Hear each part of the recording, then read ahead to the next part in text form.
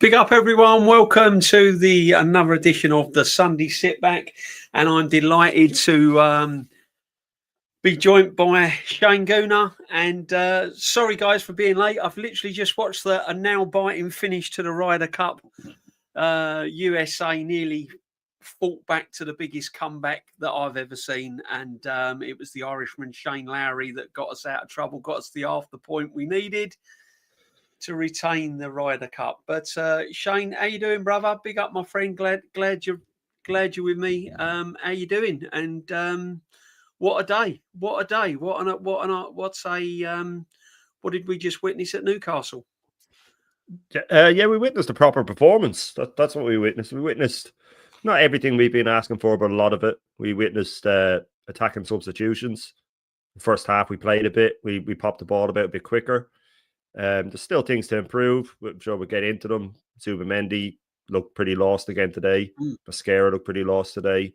I wasn't too keen on Saliba being subbed on when he was apparently injured. He said it at the start. But listen, what I was most impressed with was that should have been that was a blatant penalty. We all know it was a penalty. The fact that it got overruled was crazy.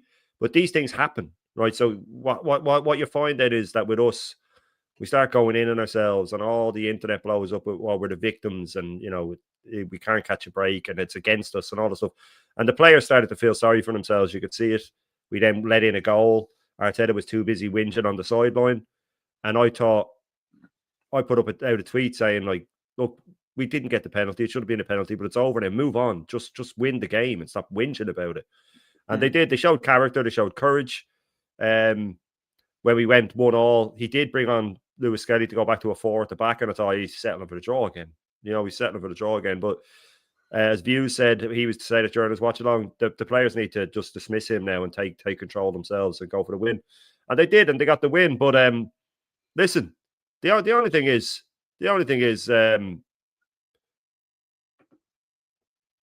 that's what I just said, Johnny. I just said it was a penalty.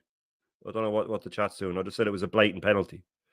But anyway, they fought back, they won, and look, it was a great result. But as I said to Views as well, I said on BBK that we need to go win the next 5 now.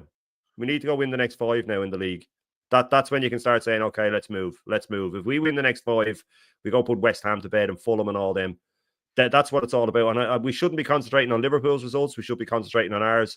And let them worry about our results. Just whatever Liverpool do, it doesn't matter. We just go out, win 5 in a row.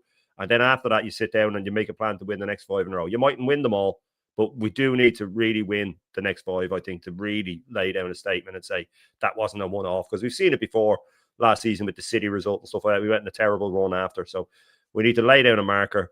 He needs to have a talk about dropping Zubimendi and playing Rice in the 6, letting Eze and Odegaard, if he wants, be in the double or the double 8. But that's all. Listen, enjoy the win. It was a good win, but it was just one. But it was a good win. And last-minute goals are always top like that, man. Last-minute goals are always top.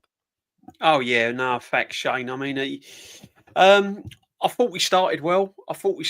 We created chances. Eze was getting in those pockets and making things happen.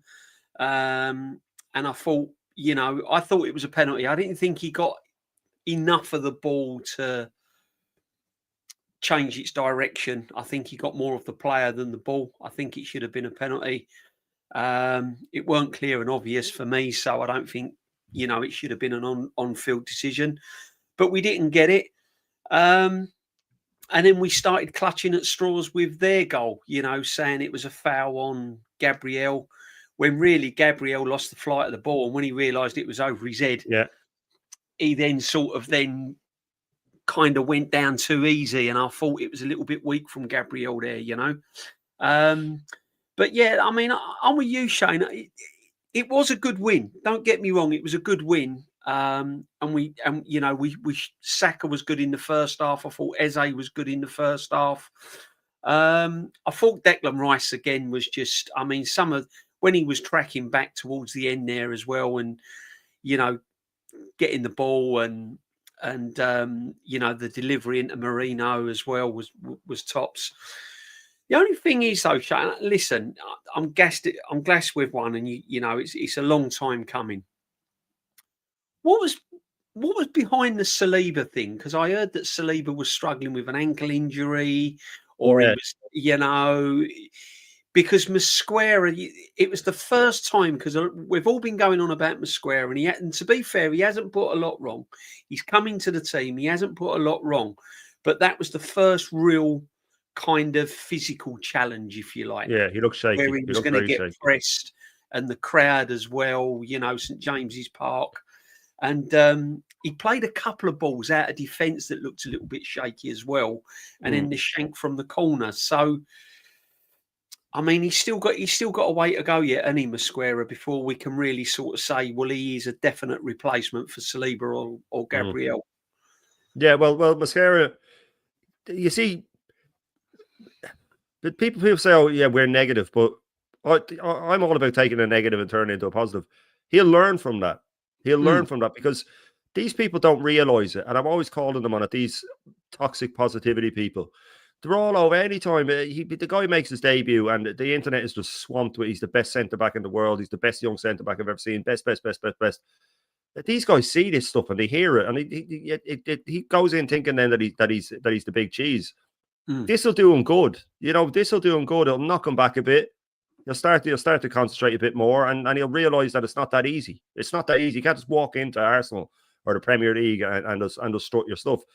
But to be fair to him, Gabriel was dodgy in the first half as well. So Gabriel wasn't helping him out. You know what I mean? And if Gabriel had been on it, then it would have been easier for him. But the thing is, with the Saliba thing, Arteta came out himself and said, he worded it like it's a new injury. He said, Saliba has an ankle injury. He didn't say the same one. He didn't say, oh, well, he's still suffering and I made him play against Port Vale and I made him play the week before. You know what I mean? So then he brought him on, and I thought, really? You know what I mean? He's got an ankle injury. Why are we risking this here? I understand it's a tough game, but just have a word at Mosquera, let him get through the second half. We don't know how bad it is. So, but to me, Saka did well in the first half, but he looked gassed by about half an hour. He looked run into the ground by about half an hour. Rice, again, had to do all that tracking back because he was covering for Zubamendi. That one, when he covered the length of the pitch, Zubamendi was nowhere to be seen. Nowhere to be seen. And that's his position. So then, as soon as Zubamendi went off at 1-0 and Rice went into the 6, everything changed. Everything changed. Even Odegaard was moving the ball quicker because Odegaard was deeper. Again, these guys, man, I'm having people on X telling me, you can't celebrate this. You don't get to celebrate this because you said we're shit and all that sort of crap that goes on, right? The funny thing is, the team are playing well in that game because they were doing a lot of the stuff that we've been demanding. And the reason we demand it is so we get moments like this all the time. Yeah. They don't seem to understand that. When the team is winning, when you're winning leagues, this is for all the top gooners out there. You get nights like this all the time, mate. Trust me. You get massive wins like this all the time, and it feels good all the time. That's what we're demanding. We're not demanding second. We're not demanding draws. We're demanding this for you and me and everybody that's an Arsenal fan. That's what they don't seem to understand. So they're jumping around going nuts. This is amazing. Look at the amount of shots we've had. Yeah, again, what have we been asking? Play Eze in the 10. The only problem is that we know that Eze will go back out the wing now when Odegaard comes back, right? We know he's going out the wing when Odegaard, because there's no way he's going to, I didn't think he'd play him in the 10 today, to be fair. So I'll hold my hand up and say I didn't think he would. If Odegaard had been fit, I would have been right. He wouldn't have played in the 10. But he needs to have the balls to say, sorry, Zubamendi, you're out for a while. You haven't taken off the way I expected. The Rice is going to drop in there. I'm going to play, if he wants to play Odegaard. Odegaard deeper was great today, by the way. Odegaard playing in the more 8 role was brilliant today with Eze ahead of him. He was brilliant. I've been banging on about that for 2 seasons now, Shane. If you've heard me on streams, I keep saying, why hasn't he put Odegaard in the 8? Why don't he put Odegaard in the 8? Before Eze came to the club, I'm going, play Odegaard in the 8, put Wanyeri in the 10. Saka on the right, Martinelli on the left. I've been banging on about it. Even before we even signed Zubamendi, before we signed Marino, I was banging on about it. Let him go in the 8 and just let him play like Vitinha. Yeah, like he does for PSG and all of that. And he went in there today, second half. And I think that's the way forward, Shane. I honestly believe that if Odegaard played in the 8, perhaps stripped him of the captaincy as well, get that off his back, and just say to him, look, just go and pop up where you like. Play Eze in and out 10. Then you've got options on the left. Keep Saka on the right. Do you know, mate? Because I don't know about you. I mean, listen, I thought it was a good performance. I'm absolutely really annoyed now that we didn't set up like that against Man City last week. Because if we'd have gone out with the same attitude against Man City last week, we'd be sitting top of the table now. Yep. Do you know what I mean? And this Yep. is why I say to people, it's so important you win your home games, and it's so important that you go out with the attitude of winning your own games. Because now we've gone and won away. If we'd have won that home game against Man City, Shane, you know what I mean? But I mean, can you ever see him doing that though, or do you think? Because now people, you know, there are people saying about, oh, Eze didn't do enough in the second half. He kind of went a little bit quiet and stuff like that. Can you see him starting Eze in the 10, Odegaard 8, dropping Zubimendi? No, that's the problem, you see. That's the big problem. And that's, again, what these people, they get so gassed by one result and that's it. Everything's fixed now. And it's not. Because trust me, if Odegaard was fully fit today, Eze is probably on the bench. He's probably on the bench. Maybe left wing at a push. He'd be left wing. But he would have started with the usual three. The thing is, you know, when you look at it from the outside looking in, it looks so simple to us, but we know that his head doesn't work that way. We know it doesn't work that way. So if he had the balls to do stuff like that, to go, okay, well, we're at home to West Ham, you know, they haven't been playing well. I don't need, you know, Zubimendi might be okay for that game. You know what I mean? He might be okay when we have a lot of the ball and he's not getting high press. I told people when we play, I used the examples during the summer of Liverpool and Newcastle. Zubimendi will get high pressed and he won't be able to handle it. Both games, it's happened. Both games, he hasn't been good when he's getting high pressed. But the thing is, like I said, the thing I'm most happy with is that they got over the penalty thing and they just fucking got on with it. Just like men, they just got on with it, right? Yeah, because I thought that was going to affect them, Shane. But it did for ages. It did for about half an hour, DJB, because we let in the goal. We let in the goal, and then we for the rest of the half, he was moaning on the sideline. He got them in a half time. They came in, they came out. That's the thing. If you go in with it like with an excuse ready, you're never going to perform, you know, because you have the excuse waiting there. You're not going to give everything.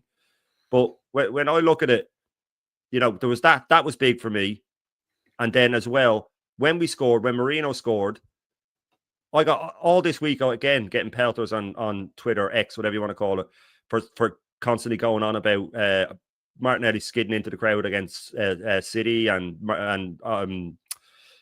Arteta running down the line and all that stuff. What happened this time? They grabbed the ball. Rice told Marino, "Get back. We got to go to the winner." People say, "Oh well, what's it going to save you? 30 seconds." It's not about the time. That's what they don't understand. It's about when you do that, you're saying to the opposition, "We're not done here, by the way. We're going for a second, so you better be fucking ready." And it puts the other team on edge because they know that you're coming for a second. Now, Arteta did go back to a back four once we scored. That needs to be noted as well. He did bring on Lewis Skelly and he went back to the normal shape. He didn't keep attacking. So that needs to be noted. Calafiori wasn't good today. He was terrible. He was a red card waiting to happen. But he did go back to a 4 instead of just having the 3 and all out attack. So he was sort of going, okay, I don't want to lose. Yeah. We still got the goal, but he said, I don't want to lose. But again, it's one game. So people do need to just pump the brakes a little bit because a so-called washed Liverpool or a shit Liverpool won there as well. All right. So we need, and Newcastle have won one game.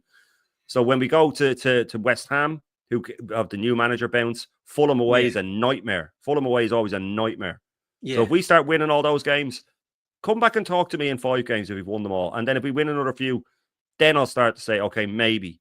But for me, it's one game. Everybody just needs to settle down because this is what we do, DJB. Every single time, every single year, every single time we have a big result, all that happens is everybody gasses it up to the height. We're going to win everything. And then we get brought back down to earth and it's all panic stations. So, you know, good result, great result, in fact. I was buzzing. But, of course, then you get it ruined by going online and you see all this. We're going to win the league. We're going to win a lot. Exactly, and they take the shine off everything. We've been here before, Shane. We've been here before. So many times. We've been here before. Like they say, Shane, it's only 6 games. I'm going to now say it. Calm down. It's only 6 games. Yep. You know? So, because we've been here before. We're not even top. We've been on great results before. I remember we played, beat Man City 5-1, and then we struggled after that, and so on and so on. Let me just get this from the one and only the Suge. Big up the Suge, big up DJB, Sean the chat. Hit the likes and subscribe. Not trying to be critical. This was one of the best games this season. Odegaard in the left 8. Who'd have thought? Actually looked relaxed and free. Zubi on the bench. Facts. My facts, Suge, big up. I've been saying it for ages. And I've taken all sorts of criticisms from certain people on certain streams when they've been on. But for me, and I'm going to keep saying it, Zubimendi I've not seen it, Shane. I've not seen it, right? Now, listen, the result was great. The performance in parts was good. The first half was good. The second half, I like the way we kept going. We showed a lot of character. Big Gabby, the monster, gets us out of trouble yet again from a set He got piece. us in trouble, though. That can't be forgotten either. He got us in trouble with the little dive. He got us in trouble with the little dive. Yeah, he got us in trouble, got us out of trouble. Marino ain't a midfield player. Just stick him up top. Just bring him on. That's what he does. Just bring him on. That should be his job, what he did today. That should be his job, what he did That's today. his job. Lob him up front alongside Jokeres. 100%. Just get him off the bench. Get him up there. Look, we need a goal. Make something happen. Get crosses into the box. That's it. I don't ever want to see Marino starting in midfield in a game. Never again. Never. He's not good enough. That's what he's good at doing.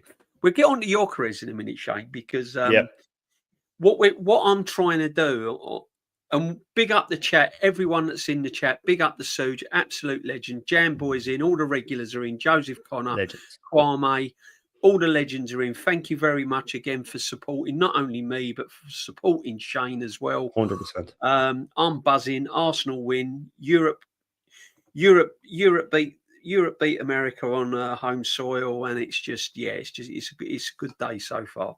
But we've got to start picking like little things. There's little things I want to sort of pick out. Calafiori was a bit of a minus for me today. Again, another big game. Didn't really look convincing. But Zubimendi worries me, Shane. He's just not doing it for me. I don't know what he brings, to be honest with you, Shane, because I'm looking at him today and I'm looking for someone to create a pass, perhaps pick out Eze, perhaps pick out Jokeres. Because I was told when he came to the club, he was this all singing, all dancing, creative midfield player. Mm-hmm. I'm looking at him as a poor man's Pirlo. Yep. There's nothing I see in him. He gets bundled off the ball. He gets caught in possession. I find him a bit lazy as well, if I'm going to be honest with you. I find him lazy. I don't find him putting the work rate in that Declan Rice puts in. And when you've got two central midfield players, I just want a bit more. What's your opinion on Zubimendi? Yeah, he's not sold for me. Listen, I've said it for time. You give him time on the ball, he's fantastic, right? He can pop a ball about. But again, none of them are killer passes, really. He just he plays the easy pass. He's not a Michael Carrick. Michael Carrick's one of the most underrated midfielders I've ever seen. That guy was an absolute game changer. But this guy plays a nice easy pass here and there. But like you said, he's lazy. And the thing is, we called this even before we saw him. Yeah, Declan Rice is going to have to do twice as much running, and he is having to do twice. That break when he came back to stop Jacob Murphy, Rice, and he was already running on fumes at that point. Zubimendi was nowhere to be seen. That was his position, and Rice had to run all the way back, cover for him, and Zubimendi's just jogging back, like not a bother on him. And then when he got subbed off, he had a face on him. You know what I mean? Like, oh, how could they do this to me? Well, hang on a second, mate. We just turned the game around without you. So for me, I would play him home games against the bottom 10, no problem. Do that. But it should be, this manager needs to learn to not just rotate for injury's sake, but to rotate because, right, we're at home we're at home full stop, whoever we're at home to. Eze and Wanyeri or Eze and Odegaard are in and around the 10 position, and I'll have 1-6. It'll be Rice because he's got the engine, and then I don't need Rice in the next game because we're playing fucking Burnley. I don't need him. Now I can use Zubimendi. I'll rest Rice. And he needs to change. And for the teams we're playing, now we won't know if Eze came into the middle. But I won't even say the 10 because it's not really a 10. We don't really use a 10. We use sort of 2 8s or 2 midfielders that are just ahead of the 6, right? But we won't know if he came in because Odegaard wasn't right, which we know. We know Odegaard wasn't right, so we can make an educated guess that Odegaard didn't start because he wasn't fit enough, right?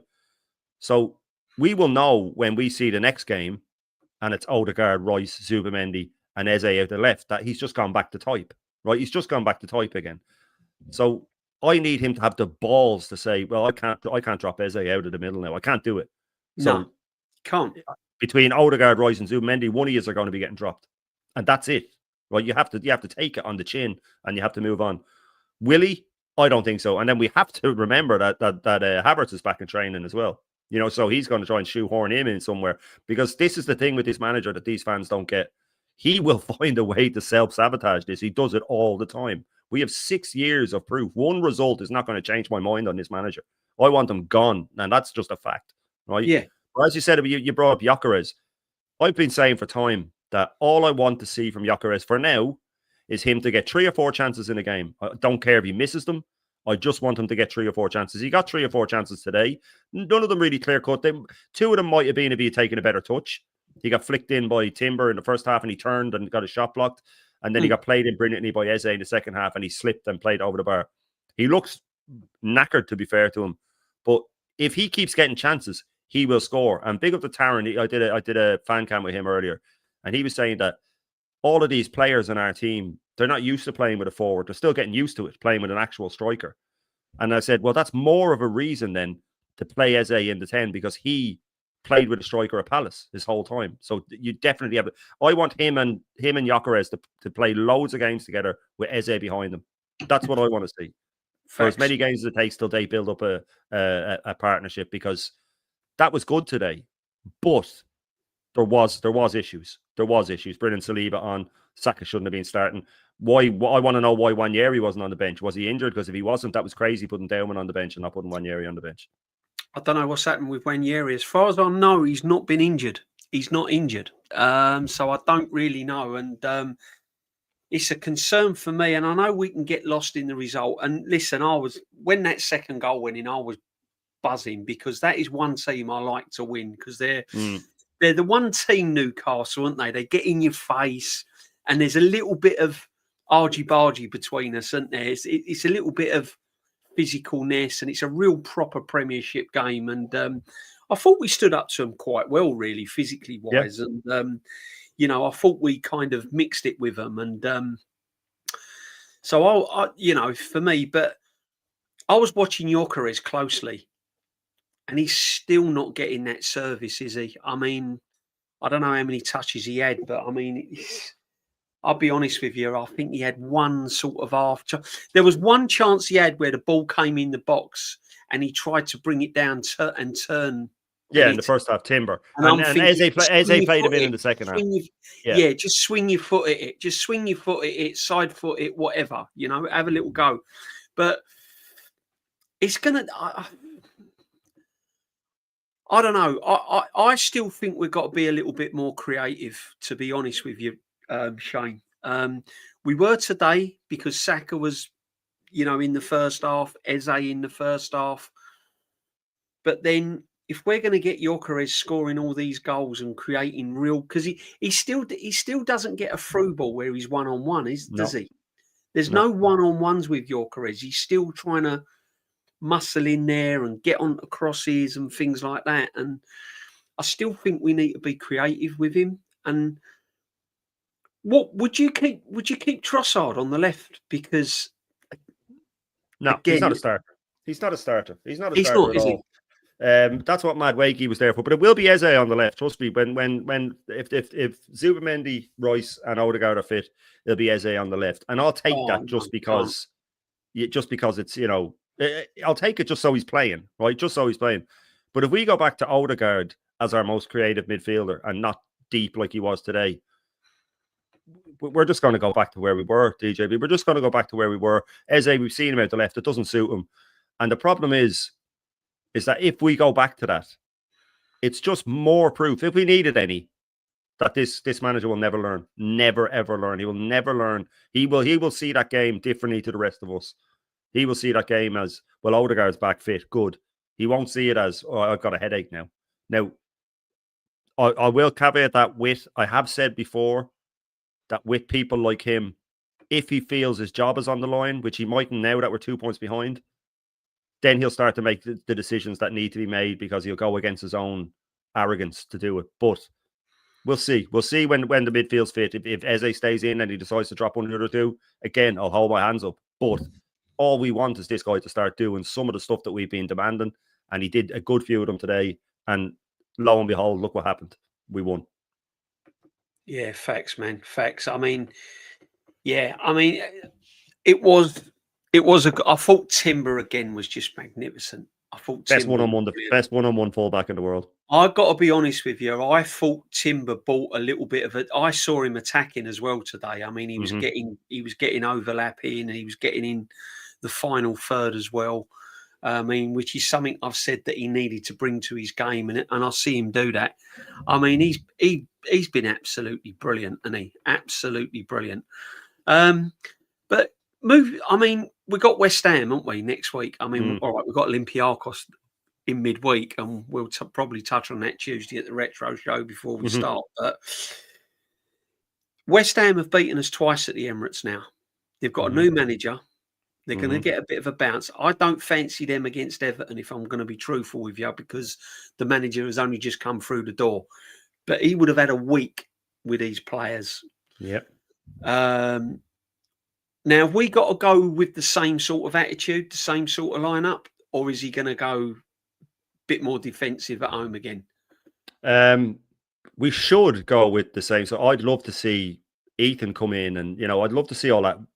It won't happen though. Like, we were all surprised by the Eze in the middle thing today, but again, I do have to repeat, Odegaard wasn't fully fit, so we need to sort of take that with a pinch of salt. If we see Eze playing in the middle over the next 3-4 games with Odegaard fit, and he finds a way to drop one of the other three, that's what I'm looking for more at the moment than results to make me believe that something can happen, right? Because results will happen, they'll come. We saw that last season. We've seen it the whole time with this guy. We need to see this guy make ballsy changes, and not just when his back's to the wall like today, and not just when it's sort of forced upon him. Against Olympiacos, I don't want to see Saliba playing. I don't want to see him playing. He needs a rest. I don't want to see Saka playing.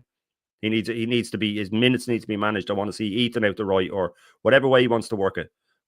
That's what I want to see. That'll give me more hope. But West Ham, new manager bouts, I think we'll beat them. I think we'll beat them as we stand here now, or sit here now. But Fulham away is my worry, man. Fulham away. Yeah, we don't normally do well. That is a nightmare. That is a nightmare. And they're always up for it. They're always tough. They're a very compact team. They're quick on the break. Everything that we don't like, they are. Everything that we can't break down. And we, like I said, I don't want to have to look at Liverpool's results. We shouldn't have to. Liverpool fans should be checking our results. That's the way it should be. They should be worried about us. We need to just go, right, one game at a time. It's a cliche. One game at a time. Let's win this. Let's win this. Let's win this. Set a target for 5 wins out of 5. Nothing less. No draws. Once we get that, you set another target, but you can be a bit more lenient then and say, well, if we get one draw, fine. But we need to just be looking at win all the way, because people will say, oh, you're nitpicking, you're asking too much. And I said this on my fan cam. If you want to win leagues or Champions Leagues or the big trophies in any elite sport, you have to be 99% perfect. So that means that you do have to nitpick. You have to say things like, Calafiori is making one too many mistakes. We have to look at that. Zubamendi's making one too many mistakes. We have to look at that. Trossard starting, he's not as dangerous. We have to look at that. Sadly, that's what you have to do if you want to maintain the top. If you don't, just go be Spurs. You know what I mean? Then you can sort of get away with having a great performance here and there, and draw it home to Wolves and shrug it off. Sorry, if you want to win leagues, everything has to be pretty much perfect. So you do have to look at the smallest things and go, come on now. Eze played really well. Yeah, he played really well, but there was little 10-minute periods when he went missing. So that he can improve. He can still improve. Yeah, he had a good game. He can still improve. You know what I mean? So that's what we have to look at. This is me talking. People say, oh, you're negative. This is actually really positive talk, by the way, because this is me talking about Arsenal possibly going on and winning something. You know what I mean? So that's, when have I ever talked like that under this manager? Never, right? So this is what I'm saying. This is what you have to do. And if you don't want to do it, then we ain't going to win nothing. We'll just be the get-along gang again. No, fact, Shane. We've got to go on. We have got to go on a nutty run now. We've got to put West Ham to bed at home, which we should do. Then we've got to go and beat Fulham away. We've got to go at least 3 or 4 games now unbeaten and just, take maximum points. if we're going to be really, really serious, I said we've got to be up there first. We've got to be sitting first Christmas Day. Christmas Day, we've got to be top of the league, 6, 7 points clear if we're going to be real contenders. But big up everyone in the chat. Johnny D, as usual, he always enjoys me on the sit back. Now Johnny D, Shane, you probably know him. He's he's rightly so. He's giving Arteta his flowers tonight, and we've said that he's done okay today, and we've given credit where credit's due. Of course, we have. But we've been here before, Johnny. We've been here before with this manager, as you well know. And as much as he can easily get things right, he can drastically get things wrong. Yep. It don't take this manager very long before he comes down to earth with a bump. But we're enjoying it. We've got Olympiacos in midweek, remember, which ain't going to be easy. I'm a little bit concerned still about certain players' fitnesses. Declan Rice, I mean, here he is in the picture there, but I mean, he ran himself into the ground. I don't know if you've seen this, Shane. Have you seen the post-match? I breezed through it. He's insufferable. I mean, the post-match reaction, he says, we was asked to emotions after exhilarating game. Here's everything he had to say on getting the result. Unbelievable feeling. That's what football is about. And the team, when you get what you deserve right to the end, it's not better feeling than that. On the heart rate before the winning goal was given, I'd seen the action very clear and fast, so I thought the referee wasn't going to intervene. But I don't know, because obviously we had an example of what happens in the first half with the penalty, regardless of that. So he was wondering whether the winning goal was going to stand then. What was the problem there then? Was there a handball? Any corner they check it. They check any corner because there's so much going on. There's so much going on. Yeah. They always check. Someone said there might have been a slight push or something like that, but I never saw they it. always check it. I'm so proud of the team, the way we played, the way we competed, blah, blah, blah. He goes on, doesn't he? On the reaction throughout and the up and down of the game, well, understanding that that's the game that we have to play. There are a few things that might be unpredictable with the lineup or the formation or whatever. Now that there, where he says a few things unpredictable with the lineup or the formation or whatever. Yeah. I mean, he's more or less sort of saying, it kind of hints that he leaves everything open, doesn't he? Do you know what I mean? He leaves everything open. Like he says stuff like this, DJ. He said before that we play like 40 different formations in a game and all. It's just him trying to act like he does things that are so, intriguing that people don't even see it. That's all he's saying. He's just acting like, well, that's a whole legal thing. Oh, if you don't, just because you don't understand the genius doesn't mean he's not. He puts these things in when, the only thing at the end was when we were looking for the equaliser. It looked a bit helter-skelter, as in, was Martinelli right wing-back or whatever, but they all had their place. But this is what strangely, this is what you have to do. You have to go a bit. Look at Liverpool, all the games they've won. You try and pick out who's playing where when they only have Van Dijk's their only defender on the pitch and everybody else is all attackers all over the place. This is what you need to do to win. This is what you need to do to nick a win. You have to pin them back, bring on all your attacking players, and look what happens. Sometimes, sometimes it works out. But as you said, West Ham's coming up, Fulham's coming up. Get through all of them, and then we'll have a chat.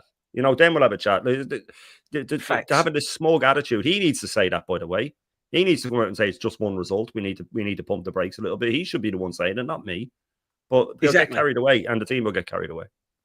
Normski joining us. Thank you very much, bro. Big up, How Norms. you doing, Norms? You looks like where were you out partying? You on your way back? Nah. I'm in the car, mate. I had to come out the house. I said to the missus, look, I've just had a link sent to me. I need to get out the house.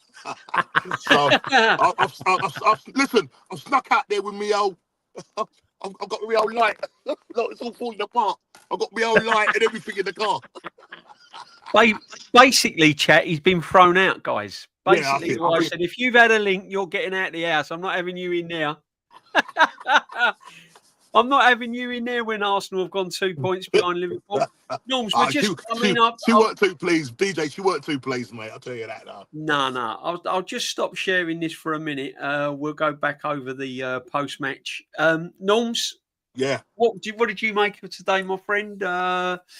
What did you think of the performance? Who played well for you? Who didn't play well? Give us how you doing, bro? Yeah, listen. My match reaction today was from 0 to hero, and that's Gabriel Manglis from 0 to hero, mate. Facts. Listen, he didn't have the best of games, but listen, when he needed to step up, he stepped up, got that winner. Absolutely, as you said, I'm absolutely buzzing, mate, because we haven't done well going to St James's Park, and even when they've come to our ground, we haven't done too well against them. But to go there and to literally at the end pull our sleeves up and get that goal, and it was absolutely fantastic. The pressure was on. That penalty at the start. You're thinking penalty for you, Norms? Penalty for you? I think it's a penalty. Personally, think it's a penalty. But I'll bring up to Shane. I was on his fan cam, and I said, and Shane basically said, look, sometimes you just have to just put it aside, don't let it get to you, and just carry on playing the game.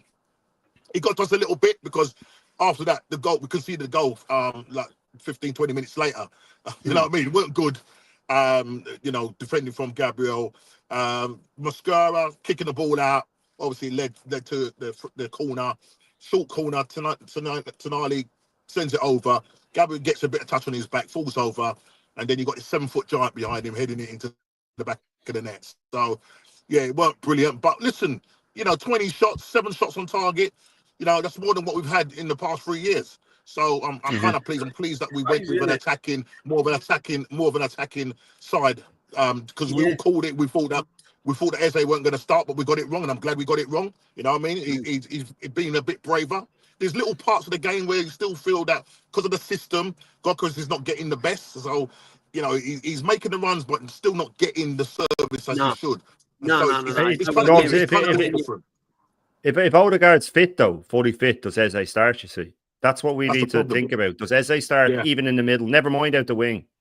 You know what I mean? That's what we do have to remember. We can get carried away and we can think, brilliant, he's learning from his mistakes, but is he really learning from his mistakes? Because I do believe that when Odegaard's back, it will be the three in the middle again, the three that we know, the Zubamendi, Rice, Odegaard, and Eze will have to fight for a wing position.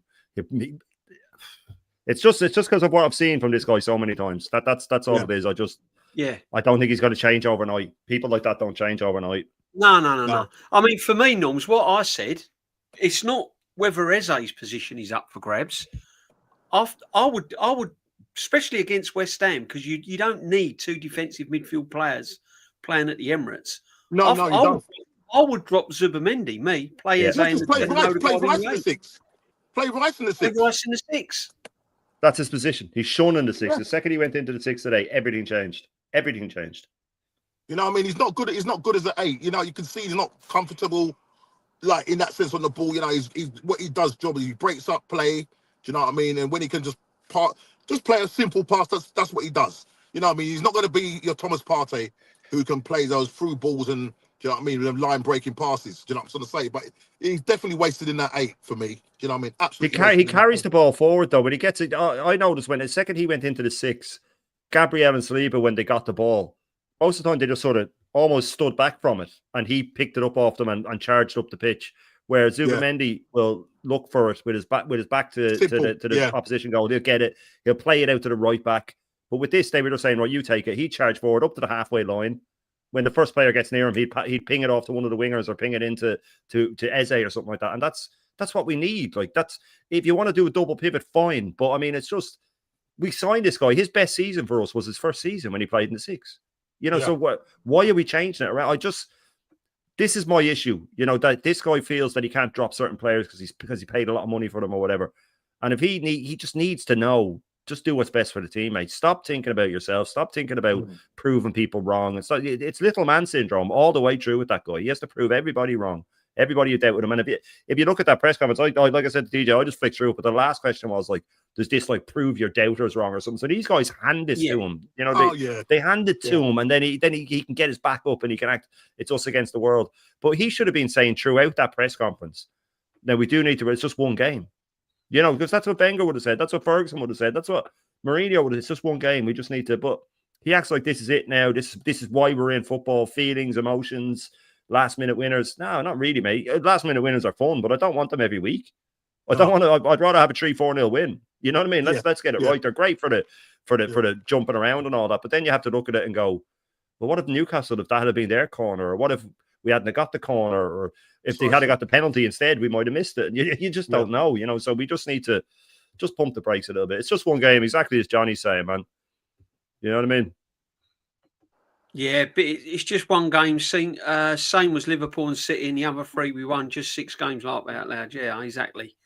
Arteta needs to play to players' strengths and get over his weird takes on the game. One game is great, but there's a long way to go. 100%, there is a long way to go. This is what gets me, though. We discussed, he says, we discussed to go to the next level. Well, this has been, the majority of these players have been in his squad for years now. Yeah. Surely they must know what going to the next level is. They've finished runners up. Do you know what I mean? I just can't get my head around that. They should know what he talks as if like, oh, we've discussed what it takes to go to the next level. Well, they should already know what it takes to go to the next level. Yeah, you have 3 years to do it. They've had 3 years to do it. First of all, you have to learn from the past. Okay, well, why? This is what he's saying.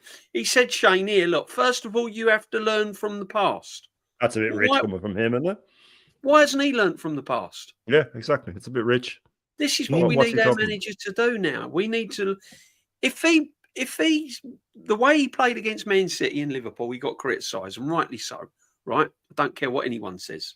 Too defensive, too negative. Didn't use the players that we had, right? So if he's gone out with that attitude with Newcastle today, then you think, oh yeah, he's learning. But how many opportunities has he had from learning in the past? He says, certainly we take some lessons and very different and sore moments in the ground. Today was the opportunity that this game brings you again in a really important week in the Premier League after all the tough places that we've already been. Right. He says the tough places we've already been. Now, so in his eyes, job's done. He's been to Anfield, he's been to Old Trafford, and he's been at St James's Park. There's just as tougher places to go, aren't there, Shane, Norms? No, yeah, definitely. I would say Craven Cottage is a tough place to go for this football club. Crystal Palace. Yeah. You know what I mean? Yeah. These teams are no pushovers, especially Crystal Palace. The way they're playing, man. Listen, I'll take Glasgow any day. Sunderland. What that guy is doing with that club is absolutely beyond me, mate. That's incredible. The resources that he's had is absolutely incredible. Do you know what I mean? So can you imagine the resources, the players that we've got? This guy would definitely get us over the line. I can guarantee you that. Oh yeah, definitely. I mean, so we're not going to get.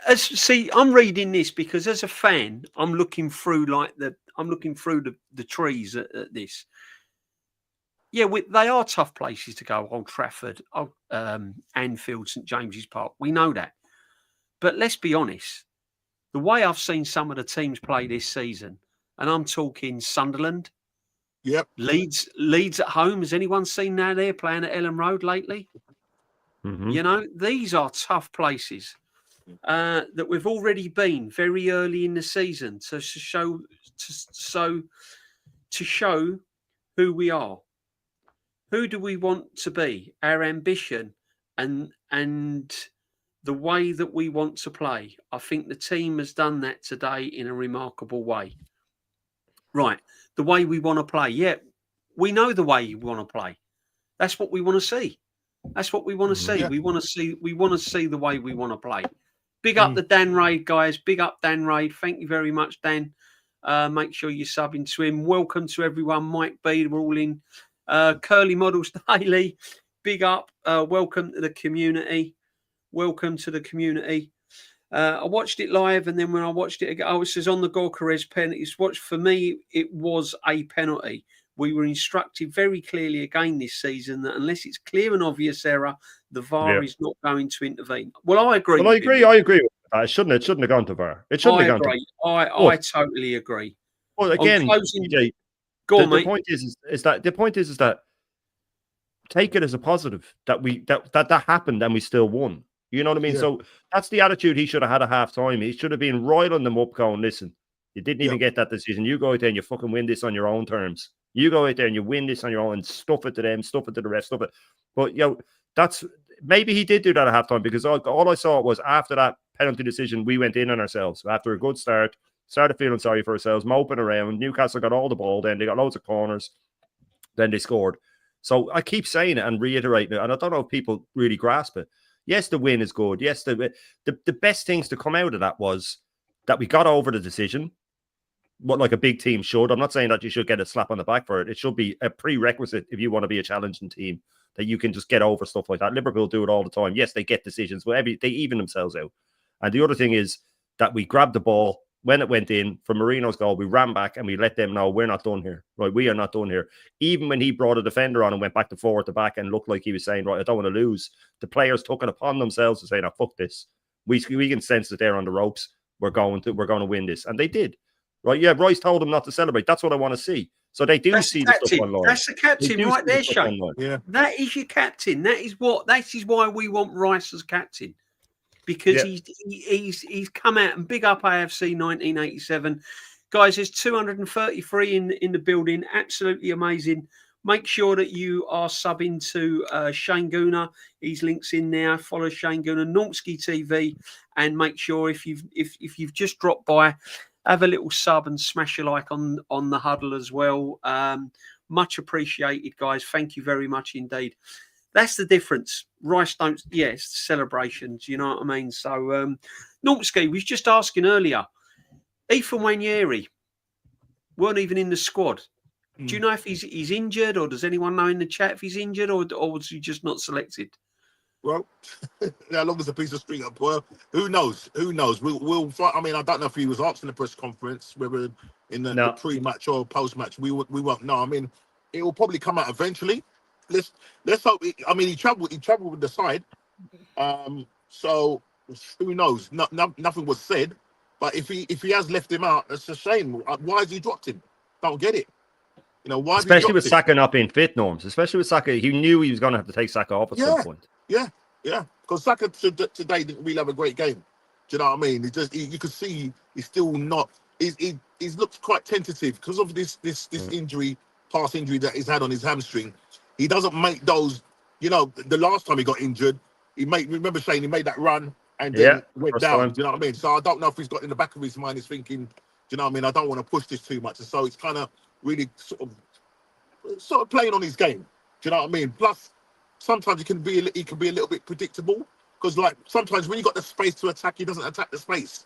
It's like he's just like programming his head that I've got to, you know, come back and reverse and play the ball either back to whoever it is, Timber or whatever. You know, and then sometimes you've got to play it along the ground, because every time a ball was lofted in the area, Pope was claiming them all.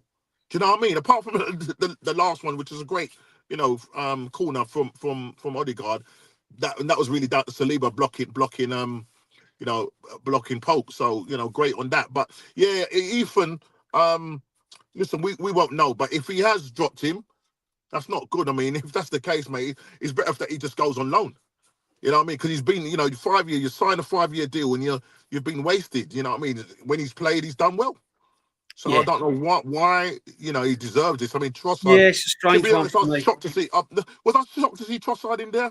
Well, that's what I see Martinelli, but Trossard was okay. I'm not going to say a massive, fantastic game. It was okay, but I thought he was poor. Norms. Yeah, personally, I mean, listen, I'm not going to. Sorry, mate, but I'm not going to get carried away with. I mean, the win was brilliant as a team. It was brilliant. But if you're looking at individual players, I didn't think Zubamendi done much, and I thought Trossard was poor, and I thought Calafiori was poor. Yeah, I don't know about you, my friend. I was quite surprised to see Trossard on the left, to be honest. Yeah, me too. You know what I mean? So essentially, if that was the case, you know, and he's left out an attacking player who's fit, then that's not good. That's not good at all, because then you're leaving us short. Do you know what I'm trying to say? But yeah, Trossard, I would have probably wanted to see Martinelli, because Trossard's he's technical, but he's not quick. Do you know what I mean? And sometimes he's just getting caught on the ball. So for me, yeah, you needed someone that could get up and down that left hand side. Do you know what I mean? Or someone that's quick, a natural left winger. And that's what we're lacking, guys. We're lacking a proper left winger. You know, still a problem for me. It's still that left side. It still hasn't been solved until we solve that left hand side, because literally it's just like trying to work it out with different players there because, all right, at the moment, currently Eze is playing in that 10, but as you rightly said, if Odegaard comes back, Eze is going to get pushed back out there. He's wasted out there. He's better in the 10, but this is the problem because we haven't gone out to go and buy a proper left wing, and obviously we haven't got a proper left back because Calafiori today was just, as I said on Shane's thing, he was just eating grass. You know, that's it, grass. That's what horses do, eat grass.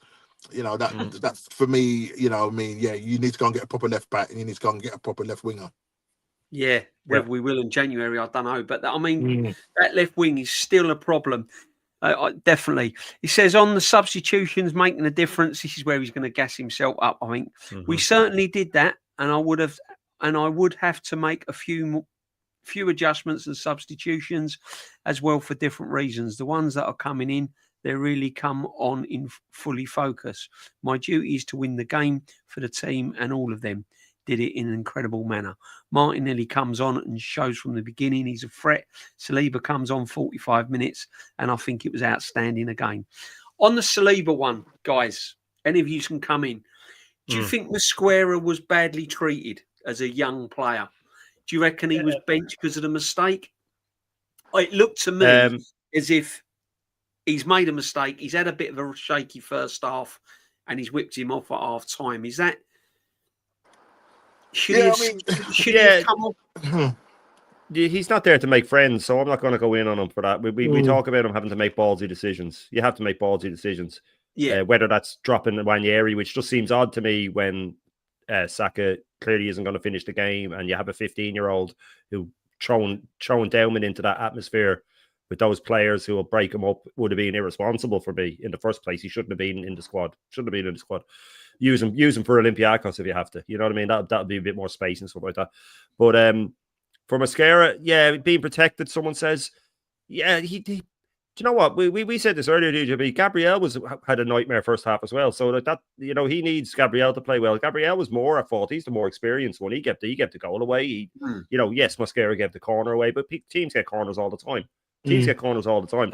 If a goal hadn't come from that, nobody would be talking about that Mosquera miss hit. You know what I mean? So it's only because a goal came from the corner that people are talking about it. My only issue is that he came out and said that Saliba is injured, then put him on the bench, and then brought him on. So that's my issue. Then brought him on. So, I mean, he did try and word it like it's a new injury. Oh, he's got an ankle injury. You should have said, no, his ankle is still injured. That's the way you should have worded it, mate. But you know what you're doing.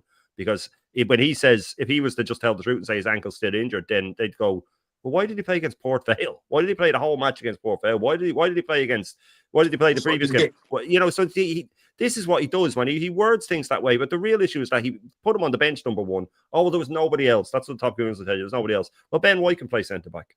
You know what I mean? Why'd you bring him on? Well, this is what I don't get. You could have brought Ben White on and put Timber at centre back. You know, you didn't have to bring on an injured player. So I just have no sympathy for these guys to come out and say that we have injuries. I'm looking at it, and we're all looking at this game going, okay, right. Well, Royce is going to drop soon. Saka's going to drop soon. Gabriel's going to... We can see it in them. We can see it in them watching them. Like, Royce looked like he was running on fumes in the first half at one point. So by the second half, he was just running himself into the ground. And that's all adrenaline, because that guy, he is like a private in the army.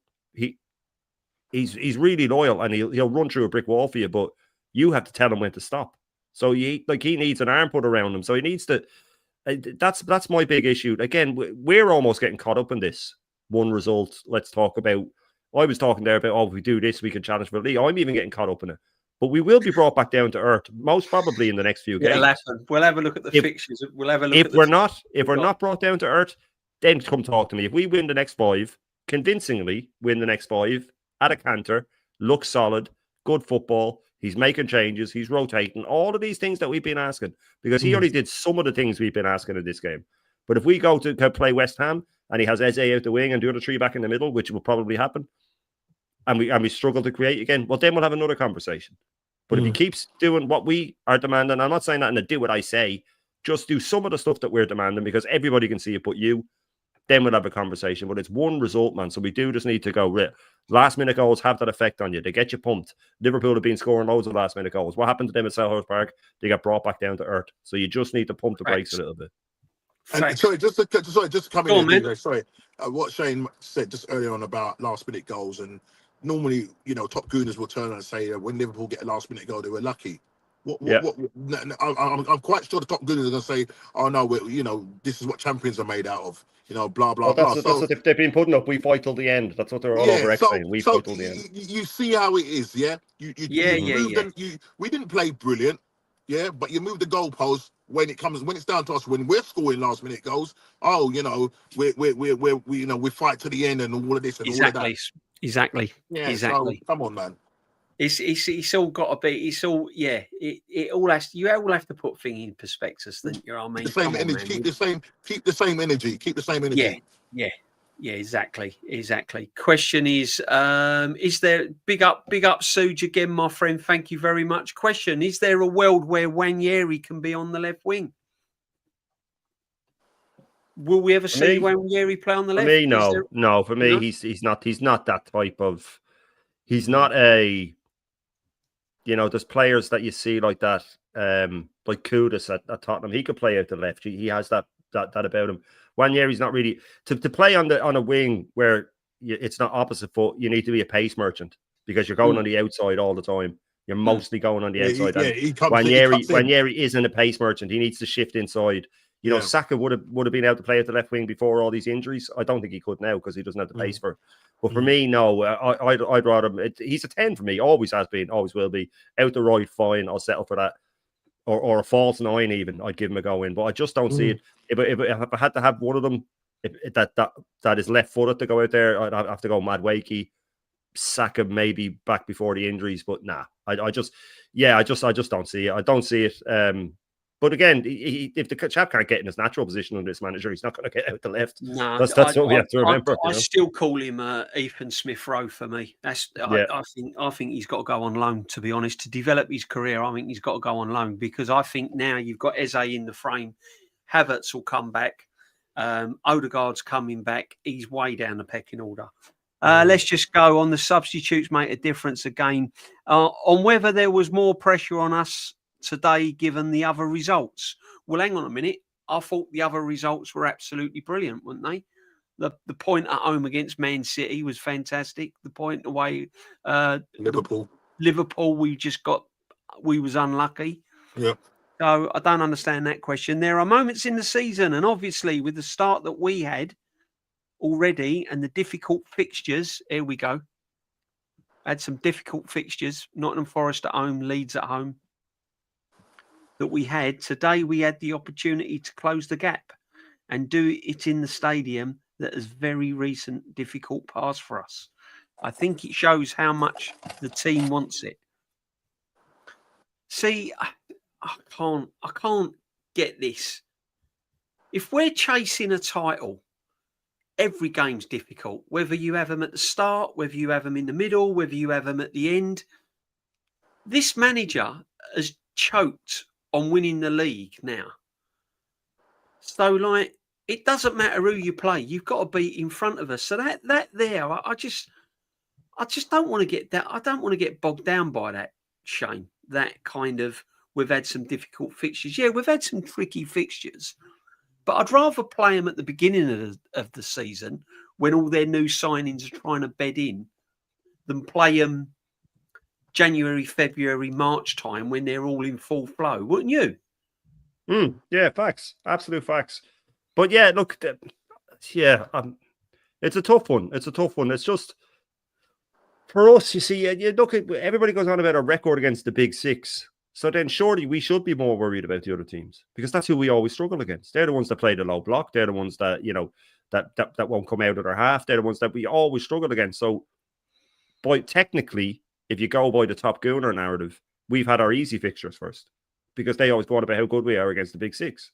So this manager has a habit of overthinking those games, you know, and saying, okay, and playing two holding midfielders against a team that's going to lock up from the start and not realising until the 70th minute that he should have gone with just one and two attacking midfielders.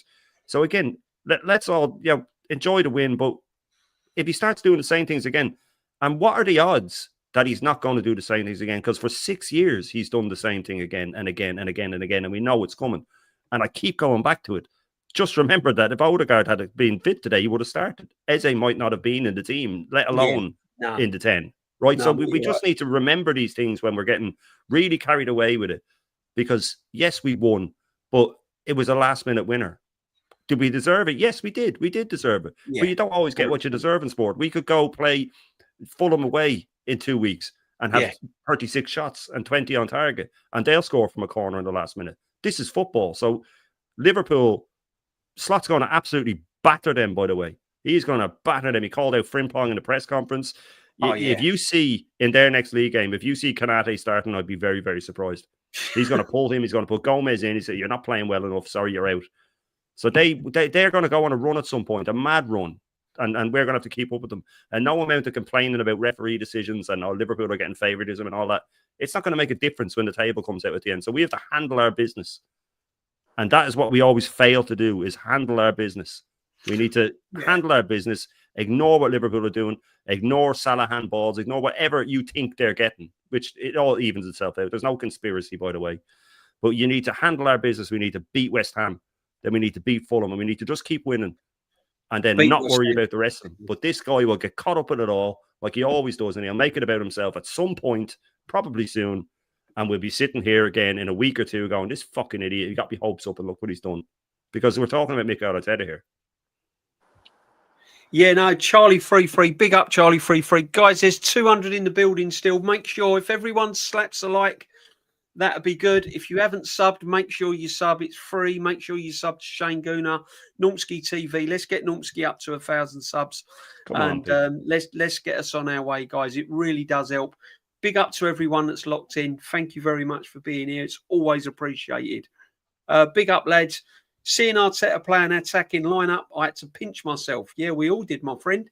Attack still doesn't look fluent, but slightly better. Yeah, need Gyökeres to bag on a run. Favourable fixtures. We're just going to get into that. That puts me nicely on to our fixtures, guys, our next fixtures, and see what we can turn this brilliant Newcastle win into our next fixtures coming up. Because, see, I'm always... Listen, it's not the big teams that worry me with his football manager. I've always said this. It is not the Man Cities and the Liverpools, because he likes to he likes that challenge.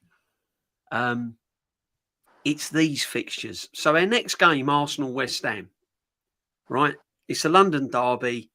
West Ham have got a new manager. I'll be interested to see how they play against Everton tomorrow, Norms, because that will give us an indication, of how they're going to set up. Because a lot of the way he plays Nuno, isn't it, is 2 banks of 4 and then counter attack. Well, West Ham ain't really got the defenders that Nottingham Forest have, or had under Nuno. So it will be interesting. Fulham away, tough game. All right. So we got Olympiacos on Wednesday. That should be. We should get over the line on that one. West Ham at home, Fulham away. Then we've got Atletico Madrid, which is going to be tough. That's going to be tough. Yeah, they're looking really good at the moment. And then we've got Crystal Palace. The Eagles, now, come on, guys. Now, come on, guys. Yeah, got some quick players in there. One thing about Arnie, right? What he said after the game, which I thought was class. There was no excuses with him. He said that Palace were the better team. Yeah, they deserved to win. The respect he showed that other team was just incredible. And when I was listening to his interview, I couldn't help thinking, when do you ever hear Arteta just sort of like in his first sentence turn around and go, look, they were the better team. We was undone by the better team. I've never heard him say it. Never. No, he never has. Not in 6 years, 6.5 years, never said it. And listen, for me, Palace have taken the mantle of Forest, who've switched now the way they play. Palace are now the best counter-attacking team in the league. They're the best counter-attacking team. Sarr, 12.5 million from Watford, man. I mean, that guy's a baller. He's incredible, isn't he? Mateta was a flop when he came in. He was a laughing stock. Well, that's why they bought Eddie Nketiah, Shane. That's what he got him scoring. They got Nketiah scoring, coming off the bench scoring. Sarr's a baller. Muniz was a joker right back. He was making mistakes all over the place. Now he's a proper wing back. Mitchell's brilliant. The 3 centre backs are fantastic. They all attack. The two wider centre backs play like full backs a lot of the time, so they have wing backs and full backs breaking. Wharton's an absolute baller. This guy, man, that's what I look for in a manager. I often say it. I look for a manager that gets the best out of his players and is a winner. If you do that, you're in. Then we'll start looking at the nice football and all that stuff. But that's going to be a rotten game. Now, we're lucky that the Atletico game is there's such a big gap Tuesday to Sunday, because Atletico are going to run the legs off us. They're going to run the legs off us. Now, we look at all these fixtures, by the way, guys. We have to remember that we lose about a player a game through injury. Right? So we have to look at every fixture and go, well, by the time we get to Palace, will Saka be on the treatment table again? You know what I mean? Will Rice be on it? If Rice goes down, we're gone. If Rice goes down, we're gone, because he's doing Zubamendi's work, he's doing his own work, and he's doing everybody's work. Oh, mate. You know what I mean? And if he goes down, we're done. We are done if he goes down. And he probably will.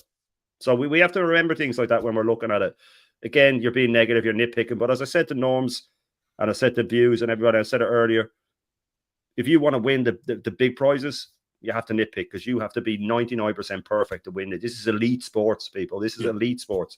So we do have to look at these things. Calls negative, whatever you want. But those fixtures are not easy. Fulham at home is rotten. Fulham away is rotten. Palace at home is rotten as well. Yeah. Not easy fixtures. Yeah, exactly. And Norms, it's all. See, the thing is, I always say, right, there's a difference between being negative and being realistic. Yep. This we're not negative, we're just realistic, because we've had experience over the years with this manager. That's the difference, Norms, isn't it? You know, I know. Listen, we're all gassed about the result today. I was when that second goal in. Seriously, my neighbour, I'd tell you, I was going absolutely mad. The boys were going mad. It was mental. It was crazy. But then straight after, it's like, right, now go and do it against West Ham. Now go and do it against Fulham. Now do it in the games that really matter, Palace and all of that. Yeah. So we're just being realistic, Norms, aren't we? Yeah, no, 100%. I mean, because as I say, you can only look back at last season, where the expectation was like, that West Ham game. And I think I'm just trying to remember if Liverpool had dropped points and then we had to play West Ham and beat them, and you're thinking, come on, we're playing at home, and then we go and drop a stinker, end up losing 1-0 with red card. And that's happened a couple of times with West Ham. So West Ham at home, we might think is a pushover, but with the new manager bounce and that, and then you look at Crystal Palace now, as Shane said, they're the best counter-attacking side. They're strong. They've got quick players. Do you know what I mean? And a couple of times they've taken our scalp at the Emirates. So no game is easy, and you can't be complacent, because off of this big, result that we've got today, we've got to go in, keep the momentum going, play the right players, play the attacking players, play much quicker, speed up the game. We I still feel that we play far too slow. Towards the end of the game, we was knocking the ball around, because now we're trying to go for the win. Now we're knocking the ball around a bit quicker. I thought we came out in that first 10 minutes of the second half, and we started to revert back to that kind of safe, slow, as if we was frightened to concede another goal, and it was only. Do you know what I mean? So the signs were there. Yeah, no, we got it in us to do it, but it's whether the manager trusts us. You know what I mean? If you don't, or trust us, trust the players. Do you know what I mean? And that's probably why he gets them to play in this safe mode. Because if we move the ball quick, you don't give teams quick, because we've got good players there. Let's not. What's up? Sorry, just Johnny in the chat's making an excuse for the West Ham game because it rained, because when we lost last season. Jesus Christ! Sorry, I'm sorry. Come on, Johnny. You're more intelligent than that. You're letting the huddle down, man. You're letting the huddle down. You're not in the huddle. Sorry. The question is which half of the pitch did it rain? Which half of the pitch did it rain in? Was it scattered showers? It's like saying it's too cold. Oh man! But let me look at November, right? Because I'm looking at November. Mm. And it's very rainy in November, though, DJ. It's very cold and rainy in November, and I'm not sure whether Johnny D should be coming out in November. I think he's got to get. He's not having my sleeping bag though. No, you might need that. I'm telling you that now. He's not having me sleeping bag. But anyways, November, Burnley away, Slavia away. That is cold, by the way. Right, Sunderland in November under the lights, mate. Oh, yeah, 17:30 kickoff under the lights. Shaka 90-minute dagger, huh? And then on the back of 3 away games, guys, we then have Tottenham at home. Chicken and the ball comes to town, man. The North London derby. Now, this is what I'm saying, chat, right? Let's look at it this way. November, for me, I don't know what anyone else is thinking, but November for me is tricky. Very tricky. Burnley's a tough place to go. Prague, Slavia Prague away in November, Champions League. Then we've got to go up to Sunderland. And then we land with like Tottenham and then Bayern Munich, guys. This is all in November. Then Chelsea finish with Chelsea away. And then we finish with Chelsea. So November for me is a crucial month going into Christmas. What we saying, guys? Yep, it's tough. It's tough. Because Burnley. Listen, look, I know they got slapped 5-1, but they're quite. They've not been out of many games though. No, that's what I was saying. I mean, they was in that game. They was in that. That's right at the end. I think it was two own goals. Was it? Same player. Yeah. Same player. Yeah. Listen, Burnley, before they came up, they had the best defensive record. You know what I mean, in the Championship. So, that's what I'm just saying. No game is easy. It's easy. We're looking at that and you say, yeah, Burnley, but no, we've got to be on it and to say November it's going to be cold, Slavia Prague away. You know, yeah, and I think ultimately, it's down to how fit if our players can stay fit. Because it looks like every game we have got a player. We lose a player. We seem to lose a player. Yeah, so that's a tough November. That's worrying. You're coming into the cold months, yeah. And normally cold months, you know, they don't like hamstrings. You know what I mean? So no, exactly. So we'll wait and see. We'll wait and see. Shifty, look, I'm only saying Burnley away. I'm only saying Burnley away because it can be tough. It can be tough. Yeah, no, look, he's not saying we'll lose. We will most probably. I'm not saying we're going to lose. I'm not saying we're going to lose. But that's what a potential bananas. It ain't going to be a walkover because these teams are. I've been impressed with the teams that have come up, especially Sunderland. I mean, they won't attack us. They will just set up. They will set up in a low block, and we have to break them down. Yeah, exactly. Yeah. These 3 games here, though, they're the ones, aren't they? Spurs, Bayern Munich, Chelsea. All at the back end of November, guys. But no, you see, but DJ, I'd be more worried about the next couple because we've seen it so often with this manager when we have a win like that, a big gas up win when everybody's the feelings. Oh yeah. The West Ham, you mean? And he promotes these things like that's all he's talking about. The press conference, all the feelings, the emotions. We've got to embrace them. No, you don't. You need to push them aside and go. Well, that's just 3 points. You know, you don't get 10 points for a last minute winner. So he needs to. Yeah. That's his problem. He bigs it all up and he makes it all about feelings and emotions, which is all great for the fans and stuff like that. Yeah. But with the players, you need to tell them that's just 1 win. You shut off now. We go again next week. Exactly. Because they'll go into the West Ham game now thinking, oh, we're just going to smash them.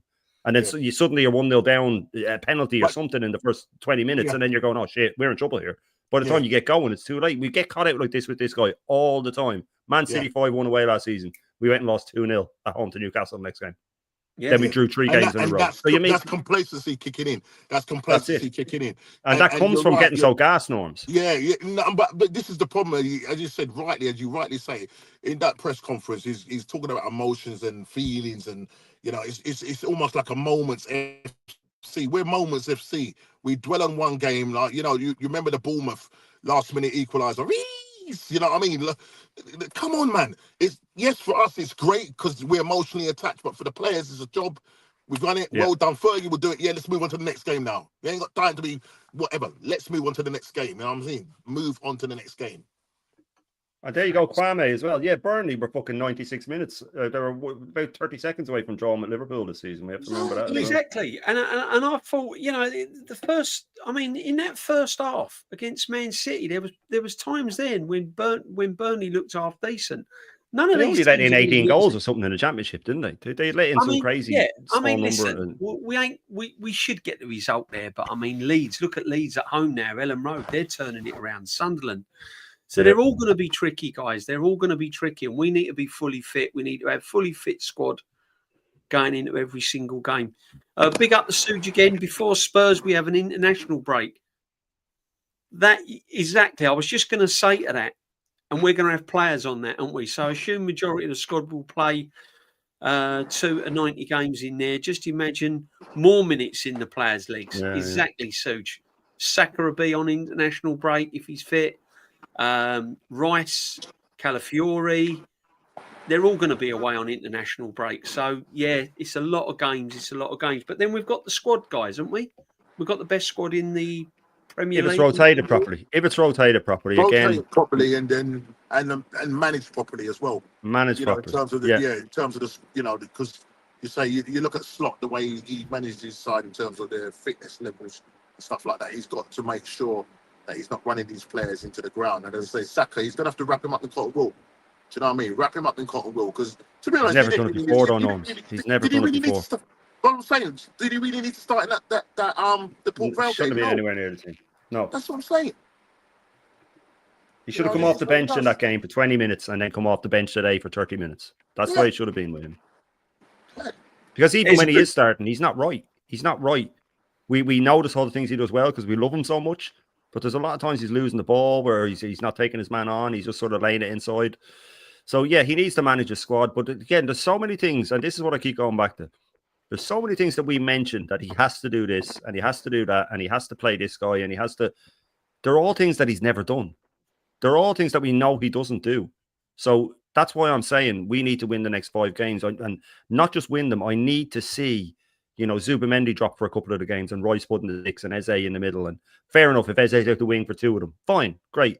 But if I see him moving around and this game, we're going to play this, that's the most exciting part, I'd imagine, of being a manager is going all week. Oh, okay, we have West Ham coming up. Okay, it's Nuno. He likes to play this, this, and this. Let's sit down. Right, you know what? We don't need Zubimendi today. That would be the most. I'm going to put him in here, and I'm going to move it around. But we know that apart from today, his team is normally very easy to pick. And the only reason that it wasn't today is because we didn't know if Odegaard would be fit or not. So if Odegaard had been fit, I would have been wrong just with the Trossard one, and that's it. Right, because I would have had Martinelli out there. I thought he'd play out the left for tracking back and stuff. I never really thought that he'd go, oh, he's going to be my finisher again, and I'll get all the plaudits. You know what I mean? Because as Views said, this guy doesn't make decisions on the team. His head works differently. It's how can I prove people wrong? How can I, So the way I see it is, if we go and play West Ham, and he for no reason whatsoever plays Royce, Zubimendi, and Odegaard, who are essentially 3 defensive midfielders now, because Odegaard is a defensive midfielder. Let's get it right. And Eze, even if he's out the wing, it all goes out the window. Everything that we got gassed about goes out the window because that just means the season's going to play out like it was beforehand and we're going to keep making the same mistakes. No, facts, man. This is the worrying thing. Sorry, guys. It's interesting that he played, when Odegaard did come on, he played himself quite deep. Yeah, it worked. It worked, Norms. You're breaking up a little bit there, Norms. But no, it worked. There was a lovely, there was a lovely reverse pass. He played to Lewis Skelly. Lewis Skelly, yeah. Oh yeah, that through ball. That was Odegaard of old. That was when I first seen. But he was out the left though. He was out the left. You see, he was allowed to go where he wants. Do you know what? Do you know what, Norms? Right. Shane, I am so frustrated because I've been calling for this guy to be playing in an 8 and get him out of that 10. And when he lost form, because he's been stinking the place out for the last 2 seasons, I said any decent manager would get hold of Odegaard and go, right, I'm not putting you in the 10, I'm putting you in the 8. Get your mojo back, get on it, get on the ball, make things happen. Right? And I thought when he came on, he seemed to have a bit of a spring in his step. Do you know what I mean? he looked far better in the 8. Far better in the 8. Zubimendi for me is the weak link. Yeah. Sorry, but he is. 100. How's it that we're seeing how effective Odegaard looked in that space of 10 minutes or whatever it was? How is that we're seeing that and the manager is not? Or is it just because he just wants to be clever and constantly waste, him in that 10, that left, what people want to call it, left 10, whatever, right 10, sorry. Just play him over there. Let's see. Try something different. Today, to a degree, yes, he did. But, the fact that he took off Zubimendi because he was non-effective. He just gets pushed off the ball too easy. And when you're up against the likes of Linton and all these midfielders, mate, he was just getting tossed around. You know what I mean? This is not La Liga, man. This is the Premier League, bro. So yeah. Yeah. Shane, this is a good question, right? Why does Marino get so much hate when he scores more goals than most players? This is the problem with Marino, isn't he? He's like Marmite. When he's played up, when he's thrown on as a sub up front and he scores a goal, job done. But other than that, what are you saying? Yeah, he gets hate because he's not a very good player. This, and me and DJB said it earlier. His only job now should be, you're on the bench. You can start up front if Havertz isn't back and Gyökeres needs a rest and we're playing the League Cup, fine. But your only job now is to stay on the bench. If we're losing, we'll lob you on and just go into the box and make a nuisance of yourself. Because that's all he's good for. In midfield, he's an absolute disaster. He's an absolute... For Spain, he's fine. He's awful. For Spain, he plays that sort of box crasher, if you want to call it that. He's fine. He's not brilliant. He's fine. But you don't win leagues with Marino. Look, he comes in, he gets important goals. He's one of those, he can come in, he can cause havoc. But, I mean, he's just... You can't start with it. The record speaks for itself. I think 10 games he started with Rice. I think we've won 1, 2, maybe tops. He's just not good enough. So he gets hate because he's not good enough. And if you watch him for 90 minutes, he makes a bucket load of mistakes. And then he's just one of those guys that just seems to pop up at the right time and flick one in. And you go, oh, well, all's forgiven. It's not really, but all's forgiven. All is forgiven. Yeah. But he's not. He's just not good enough. He's just not good enough. You see, the older fans, sorry to keep going on, they'd be the older fans of like Aaron and up. Or yeah, let's put views and all would be the same. We still watch football as a whole match. The younger people just seem to look at stats and XG and GA and all the stuff, and they go, well, he scored and he did this and he assisted this. But we see him, we watch him for the whole match and just go, he's just not good enough. He's just another fridge, as Ethan says. That's all he is. He's just not good enough. He's not good enough. So yeah, he should just be the sub that comes on and causes havoc. That should be it. That should be his job from now on. Exactly.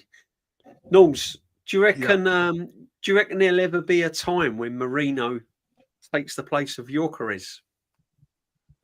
Can you see him doing that in any of the games? Can you see him like dropping Gyökeres? And because Gyökeres, I mean, me and Shane were saying it earlier, he's still not getting clear-cut chances, is he? We're still not finding him a way with a through ball or something like that, are we? I mean, if Moreno keeps coming in and doing what he's doing, where he's getting these, last minute, important, whether it's equaliser or winners, in Arteta's world, you could probably see that happening. You know what I mean? There's nothing you can put past this manager to start Moreno up front and drop Gyökeres. Look, I was saying to Shane on the fan cam, I think just it's a difficult one, but I think we just need to give this guy time. We can't write him off. It's going to take time. The only worry for me now with Havertz sort of close to fitness and ready to come back, I can definitely see if he carries on having these moments and these stinkers, then I think he'll get hooked. Or Arteta will play him in like the bigger games, like play Havertz in the big games as opposed to you probably play Gyökeres. Maybe it might be just. I don't want to say it. But the thing is that because funny enough, when the penalty happened, was Saka going to take that penalty, or was that going to be Gyökeres? I think it would have been Gyökeres. I think it would have been. I think they basically had it, didn't he? He had it, and I'm thinking, yeah. They normally do that silly change thing at the last minute, though, don't they? Yeah, I don't know, because they did say Arteta said at the start of the season, "Oh, well, they'll make up their mind on the pitch." It was just fucking ridiculous, by the way. No, you name the penalty taker is. I think he should always. Your main striker, if he's got a penalty, should always be the penalty taker. Doing it, yeah, should be taking it, mate. Because I think that's what they feed off goals, like. I mean, if he ended up getting that penalty, give it to him, man. You know what I mean? Just do his world of confidence, good. You know what I mean? So, yeah, it's DJB. Gosh, it's a hard one, but I wouldn't put it past the manager to do something like that. No, exactly. You know? I thought he was a nuisance in the first half of your career, though. I thought he led the line well. You know, he got on the ball, he was hustling and bustling, and his work rate is good, isn't it? His work rate is good, but there was one incident there where he had the ball, where he running at the defenders, and he stopped, and he didn't know whether to go direct, or go out wide and cut in, and he went out wide. He can hear the other lad behind him bollocking from the sideline, telling him what. And he got tackled, didn't he? Did you see it? Yeah, he sort of stumbled on the ball a bit. He had a good chance. Eze flicked him through. Marino flicked it off to Eze. Eze outside of the foot, played him in, and he spun the defender. The first time I've seen him get that sort of ball. Yeah. But he slipped. Remember, he slipped, then he put it over the bar. Yeah. And then in the first half, Timber came inside, lovely little move with Saka, and he just poked it into him with a bit of pace, and he turned his man really with one touch, and he shot, and it sort of deflected wide. And like I said in the fan cams, I said it earlier, all I've been asking for is him to just get 3 or 4 chances in a game and keep that up, give him 3 or 4 chances a game. The goals will come. And as Shifty says, his hold-up play needs to improve. But that's the issue, man. We shouldn't be playing him like that. Now, my missus was looking at Voldemort for Newcastle, and she goes, "Oh, he's really good." And I said, "Yeah, that's what Arteta wants Havertz to do. He was holding it up, flicking it off, dropping out wide and all that sort of stuff. So that's what he wants Gyökeres to do. But you have to play to. Sometimes you have to play to a player's strengths, and this is another thing that could bite him. We'll look back at games that we drew or lost by a single goal, and at the end of the season go, if he had just been playing to Gyökeres' strengths in those games, so because your strikers do need to score, and Havertz is back in when he gets back. We know that's going to happen. Arteta has all the ammunition now. He'll use him as a rotation, though, won't he, Shane? Do you reckon he'll rotate? Start with your careers, bring on Havertz, or do you reckon he'll start with Havertz? I think he'll start with Havertz. I think only if Odegaard's out, then Havertz will be in the 10. That's happening as well, by the way. They could play together. I mean, I don't see why he can't play with 2 up front. He'd have to change his formation. JT, you lot are old disgraces, really. Well, I've been following them for 51 years and still going. How about you, my friend? Yeah, do you still go? All you do is sit around and talk crap. No, we don't. We sit around and talk facts. We state facts. If you look at all our streams, they're full of facts. And the fact is, this manager hasn't won anything. We are over the moon, and we're all gassed that they won today, and we're singing their praises. All right. All we're doing now is just discussing what players can play where they can play, what players had a good game, what players didn't have a game. We're just going over the game. All right. The more our fans' failures in telling Arteta what he should be doing. We fucking won. Yeah, I know we won. Are you serious? No, we ain't. We are serious. All right. And we'll still be serious until this guy wins something. Until he wins something, then we'll just keep calling it out. That's how it is, JT. Bro, dude, if he doesn't like it, what's he doing? But JT, go and speak. Go follow someone where it's all rosy in the garden and smelling of tulips, and this Arteta's doing this and Arteta's doing that. Listen, don't stick your head in the sun, man. My friend. Get your head out the sun. Yeah, failures in life. They always go for the failures in life thing, man. They always go for the failures in life. Yeah, I don't know if any of my morning chat is in. If it was still worst channel on YouTube. Sort yourself out, man. The geezer has no Arsenal fan. I tell you what, right? If it's the worst channel, you're in your right mind to say I'm the worst channel on YouTube. But what I normally do, if I find out that something's the worst in life, I just don't follow it and don't thing it. So do yourself a favour. Kindly remove yourself from the chat. Then. You haven't got to be here. Do you know what I got the other day on X? I said it on my show this morning.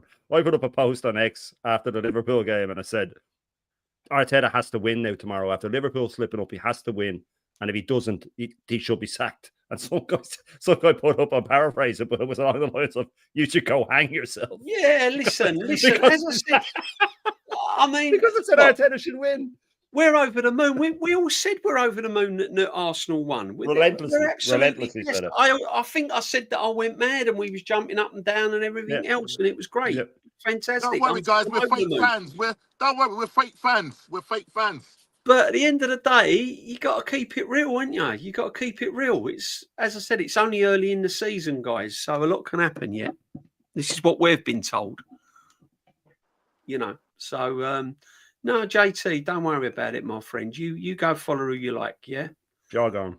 I'd rather you not follow me, to be honest. He's the greatest manager since sliced bread. Yeah. GT, imagine I'm banned on all the other channels. Only here I can speak my mind. Even hell is home if it's the only place you're allowed to live. There you go, Johnny. See? There you go, Johnny. Johnny loves it, and Johnny must be here for the retro show and all, man. You know what I mean? Johnny's been banned from McDonald's, and he still comes here.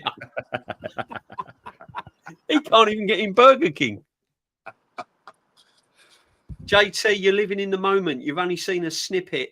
Follow me all the way through, and you might just, you never know. You might just fall in love, like you have with a manager. Some others do have them, and JT is one.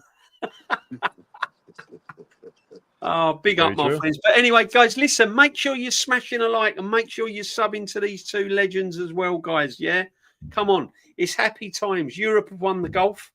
They've beaten the USA just about. Yep. Took an Irishman to get us over the line, but there you go. There you go. We're a different breed, man. We're a different breed, you know what I mean? If you need a job done, you call in the Irishman, you know what I mean? He's going to take up golf now, isn't it? I got to be Arteta. I'll take credit for it. Oh, guys. Oh, man. I don't know if you watched it, but the Americans were dead and buried. They were finished. Yeah. And that's when you play your best a lot of the times in sports like that because you got and all I kept watching was Americans there, they've won that and they've won that. Then this one come in. Rory McIlroy effed up. He got done. Fitzpatrick was 5 up and he lost. Ooh. Or no, tiring. The guy got back to 5, and I'm thinking this ain't going well. This ain't going well. And then Lowry on the last one, he kept his nerve and putted that. Yeah, it was great, man. It was great. Big up the suit, Sean. I had to cut myself off from looking at X after responding to comments under your post. Yeah, that was mine. That was mine. Was that yours? No, there's a lot of them respond to my posts. Like I said, man, I'll go hang yourself and stuff like that. But Suge joined in and started replying to these guys. I don't bother with them. I just let them go off and they all have arguments underneath, but Suge is just—it's such a set. Yeah, listen, man. I'm over the moon. But looking ahead, while you're still here, guys, we've got Olympiacos on Wednesday. Obviously, Champions League game. Got to win your home game. You've got Atletico Madrid next, then Bayern. So you've got your two big hitters coming up, haven't you? Yeah. How are we going to approach that? Are we going to go? Are we going to go all out, or I think we'll get it. I think we'll get it. We'll 3-4-0. I think we'll get a 3-4-0. We normally do against those teams in the Champions League. Even last season, we did the Monacos and stuff 3-0. I think Gyökeres might bang a few if he plays.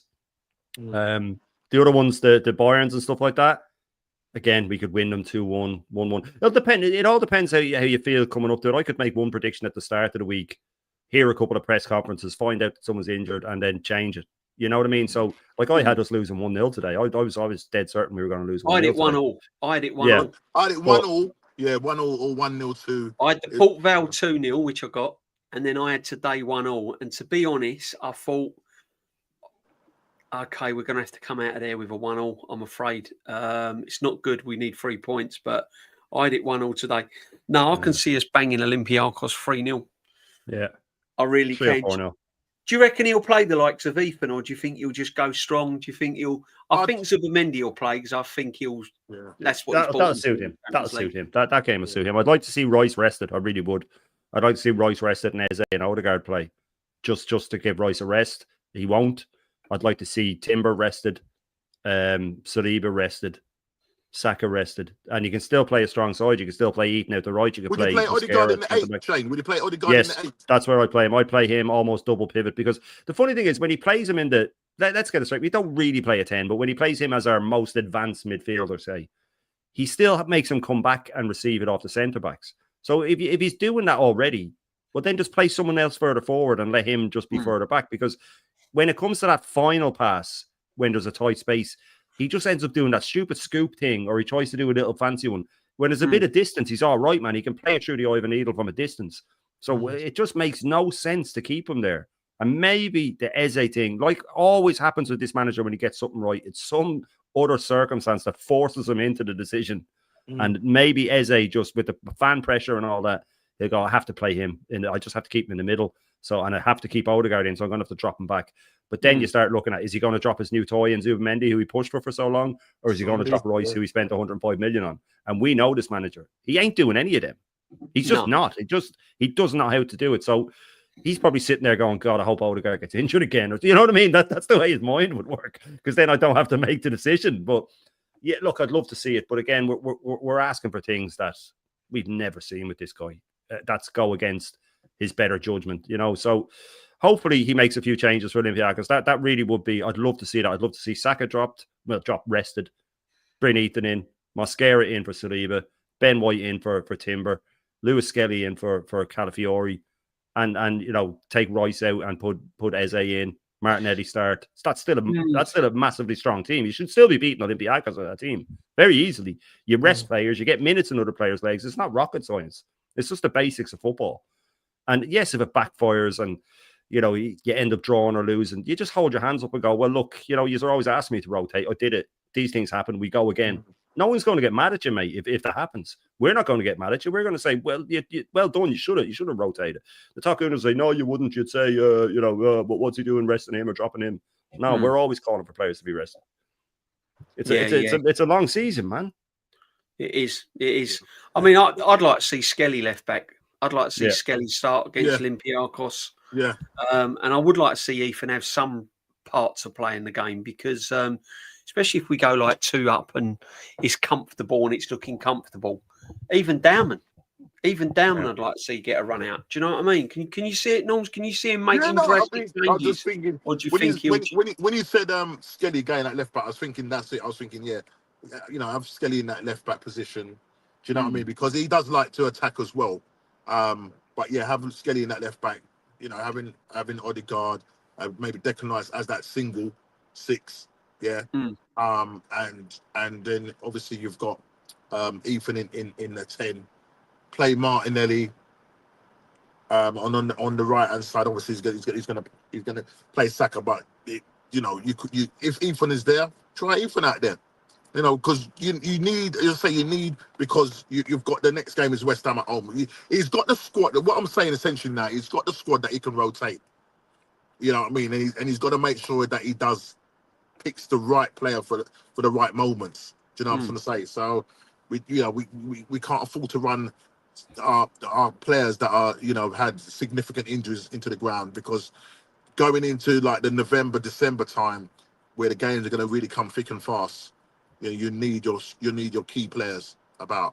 Do you know what I'm sort of saying? So let's take this momentum of this game into the Olympiacos game. So I do feel we will score a few goals against them. We're at home. Come on, let's attack them. We can beat them. Let's go and attack them. Let's keep it going, because that's what you want. I mean, this is an ideal game, isn't it, to have when you've come off of against a really good victory up at St James's Park. You want someone. You don't want you like Atleti now or Bayern now. You want someone like Olympiacos, especially coming off the back of that Newcastle game, to get that under your belt, get the players' momentum going, and as you said, bang 3 or 4 goals in, and then that takes us into the West Ham game, doesn't it? Yep. Do you know what I mean? So it is vital, guys. It is really, really vital. Guys, there's 181 in the building. Make sure you're smashing a like. Make sure that you are also subbing to Shane Gooner. If you ain't already done so, why haven't you done? Why ain't you done it? He does a lovely breakfast every morning. And Nomsky on Nomsky TV, all the channels are in the chat pin, so make sure that you are following these guys as well. Just before we go, guys, because it's been buzzing. It's been really good tonight. I really enjoyed it, guys. Before we go, couple of questions is on the Martin Odegaard thing, because I think he's got a role to play. I think he has got a role to play in his team.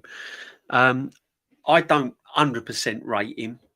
He would have been one of the players that if a team had come in, someone would have come in for him and offered 60, 70 million pound, I'd have sold him. But is he going to come back the player he was? Do we need him to come back the player he was? Or do you think he's reached his ceiling and we're just going to see moments of Martin Odegaard? And do you think he's still going to come back and we're going to see a different player from him? I genuinely think, and we've all said it before, I think he needs the captaincy gone to get back to what he was. I think he needs it gone. I just think he needs to be captaincy gone, play in the 8, let Eze be the creative spark, take that pressure off you, and you just do what you did in that game against Newcastle, because he was great when he came on. You know what I mean? We'll say he's a scrub, we'll say, oh, he's shit, but we don't mean that he's a terrible player. We just mean that he's been shit, and I don't rate him again. Like, I don't think you win leagues with Odegaard as your main creative spark. I don't think your team will win the league. He's not De Bruyne. He's not Bergkamp. He's not that type of player. He's not Pedri. They're the type of players you need. Eze's not them either, but he's the closest thing we have to it. And he's a fantastic creative player. So he needs that. He needs the pressure taken off him. He needs to go under the radar for a while. That's what he needs. He needs Eze to be the star, creating everything. And he's just quietly going about his business, to the point where you'll turn around about 8 games later and go, you know who's been really good recently? Odegaard. That's what he needs. And then you can start bigging him up again, because if the spotlight keeps landing on him, he's not a spotlight type of guy. He's not that type of guy. He's not a Calafiori. He doesn't like that, so you can see it in him. So he needs Eze, and I think he'd be glad for it. He'd like Eze. You take that. You do all the creative stuff. Here, Declan or Magalhaes, you take the armband. I'm just going to buzz about here in the 8 or the 6/8. Pick the ball up, pick it out wide, try a few long through passes along the ground, feed it to Eze. He'll give it to Gyökeres. And like I said, he needs that stage where you look back and one of us would say, like that, do you know who's been really good the last few games? Odegaard. Yeah, I was just thinking that. That's what he needs. And then he'll start to build himself up. It's not going to happen where he's just going to have this, because he could come in now and against West Ham, assist 2 and score a screamer, and every guy's back. He's back. But then he'll go another 6 games doing nothing. You know what I mean? Yeah. So he needs to sort of slowly build up. He seems to need that, because it took him that long. The first year he was with us, he wasn't great. When he was on loan, he had moments. I remember he's being played out wide and stuff like that, and it didn't really suit him. And then at 22, 23, he just sort of came into his own. He had a bit more of a free role, but Xhaka was doing a lot of it that didn't get credit, a lot of the attacking stuff. So again, if Eze just, if this manager has sat him down and said, listen, I want you to just go about your business quietly. I'm going to give Gabriel or Declan the captaincy. You know, you do your thing. Maybe don't even take it off and just say, you know, leave it as it is if that's the case, if you don't want to hurt his feelings. But just say, like, Eze is going to be the 10. I want you to feed him and feed everybody else. And he'd be happy enough with that, I think. I think he'd be happy enough with it. I think he'd be happy with that, Shane. I don't think he'll take that personally at all. In actual fact, I've always said that it'd be a relief for him. I've always said if you take that captaincy away, put him in the 8, you'll see a different Odegaard. I mean, there's people going on about Jesus in the chat and saying about he's going to come back before Madaway. We've still got people like Jesus to come back, haven't we? Do you know what I mean? He's gone in January. He's gone in January. You think he's gone? Yeah, I think they'll let him go for free. Another freebie. I think so. That's just me now. I think so. I think because of the wage, and nobody's going to pay for him with that wage. I think he'll be happy to go to Brazil or something and try and fluke his way into the World Cup squad. He'll want out as well. He's not going to stick around, and he can't pick up another injury, I might add, because if he plays under this manager much longer, he'll know I'm just going to get broken down again. He's going to break me up again. So he'll want to go, I'd imagine, over to Flamengo or somewhere like that. Go over there for even if it's for a loan for 6 months. There was talk of a loan with an obligation with half the wages paid. Saudi, wasn't it? Wasn't it Saudi coming in for him? There was a Brazilian team though as well. I think it was either Flamengo or one of them, Palmeiras maybe, Sao Paulo, I'm not sure. And they were going to pay half. And I thought that's weird because he's still injured. So I don't think that was it. But I'd let him go for free. If that option came, you get you get $250,000 off the wage bill a week, or you know what I mean? You're getting £1 million a month. million quid a month saved, getting rid of him. Yeah, exactly. It's a lot of money, man, for someone who has no real. The only thing is, then you look at it. If he was to come back to full fitness, he'd be pushing for a start out the left. You know what I mean? That's where he's suited to. He'd be pushing for a start out there. I'd play him over Martinelli or play him over Madueke. A fully fit Jesus. He's if he got back to 80-90% of what he was, and he said himself, he's not a striker. He's better out the wing. A fully fit Jesus would be a better option than Martinelli, Trossard, or Madueke out the left for me. I'd still prefer Eze, even though he's out of position, but be a nice option to have. Maybe it'd be nice. It'd be like a new signing. Who knows? If he got back to the road I was going to go down, guys, and he had 3 or 4 months where he balled out. Yeah, I mean, no, because like we've been saying, we need a left wing. We still haven't got that left-sided sorted because we don't want Eze out there. I don't care what anyone says. We don't want Eze out on the left. I've always said that he's more threatening in the centre. He's much better. I mean, Jesus left wing. I mean, because he played there for City, didn't he? Yeah, and he don't class himself as an out and out. That's money we could not save because we're paying him 200 odd grand a week. But I mean, at the end of the day, he could come back and he could have a role on the left, couldn't he? Yeah, definitely. I mean, we'll have to see how he comes back from his long term injury, and obviously they'll probably get him to play a few behind the clock doors games and stuff like that. See how he comes through that. There's a possibility that he could go on a free or go and be sold in January, but then again, it depends on how far we are.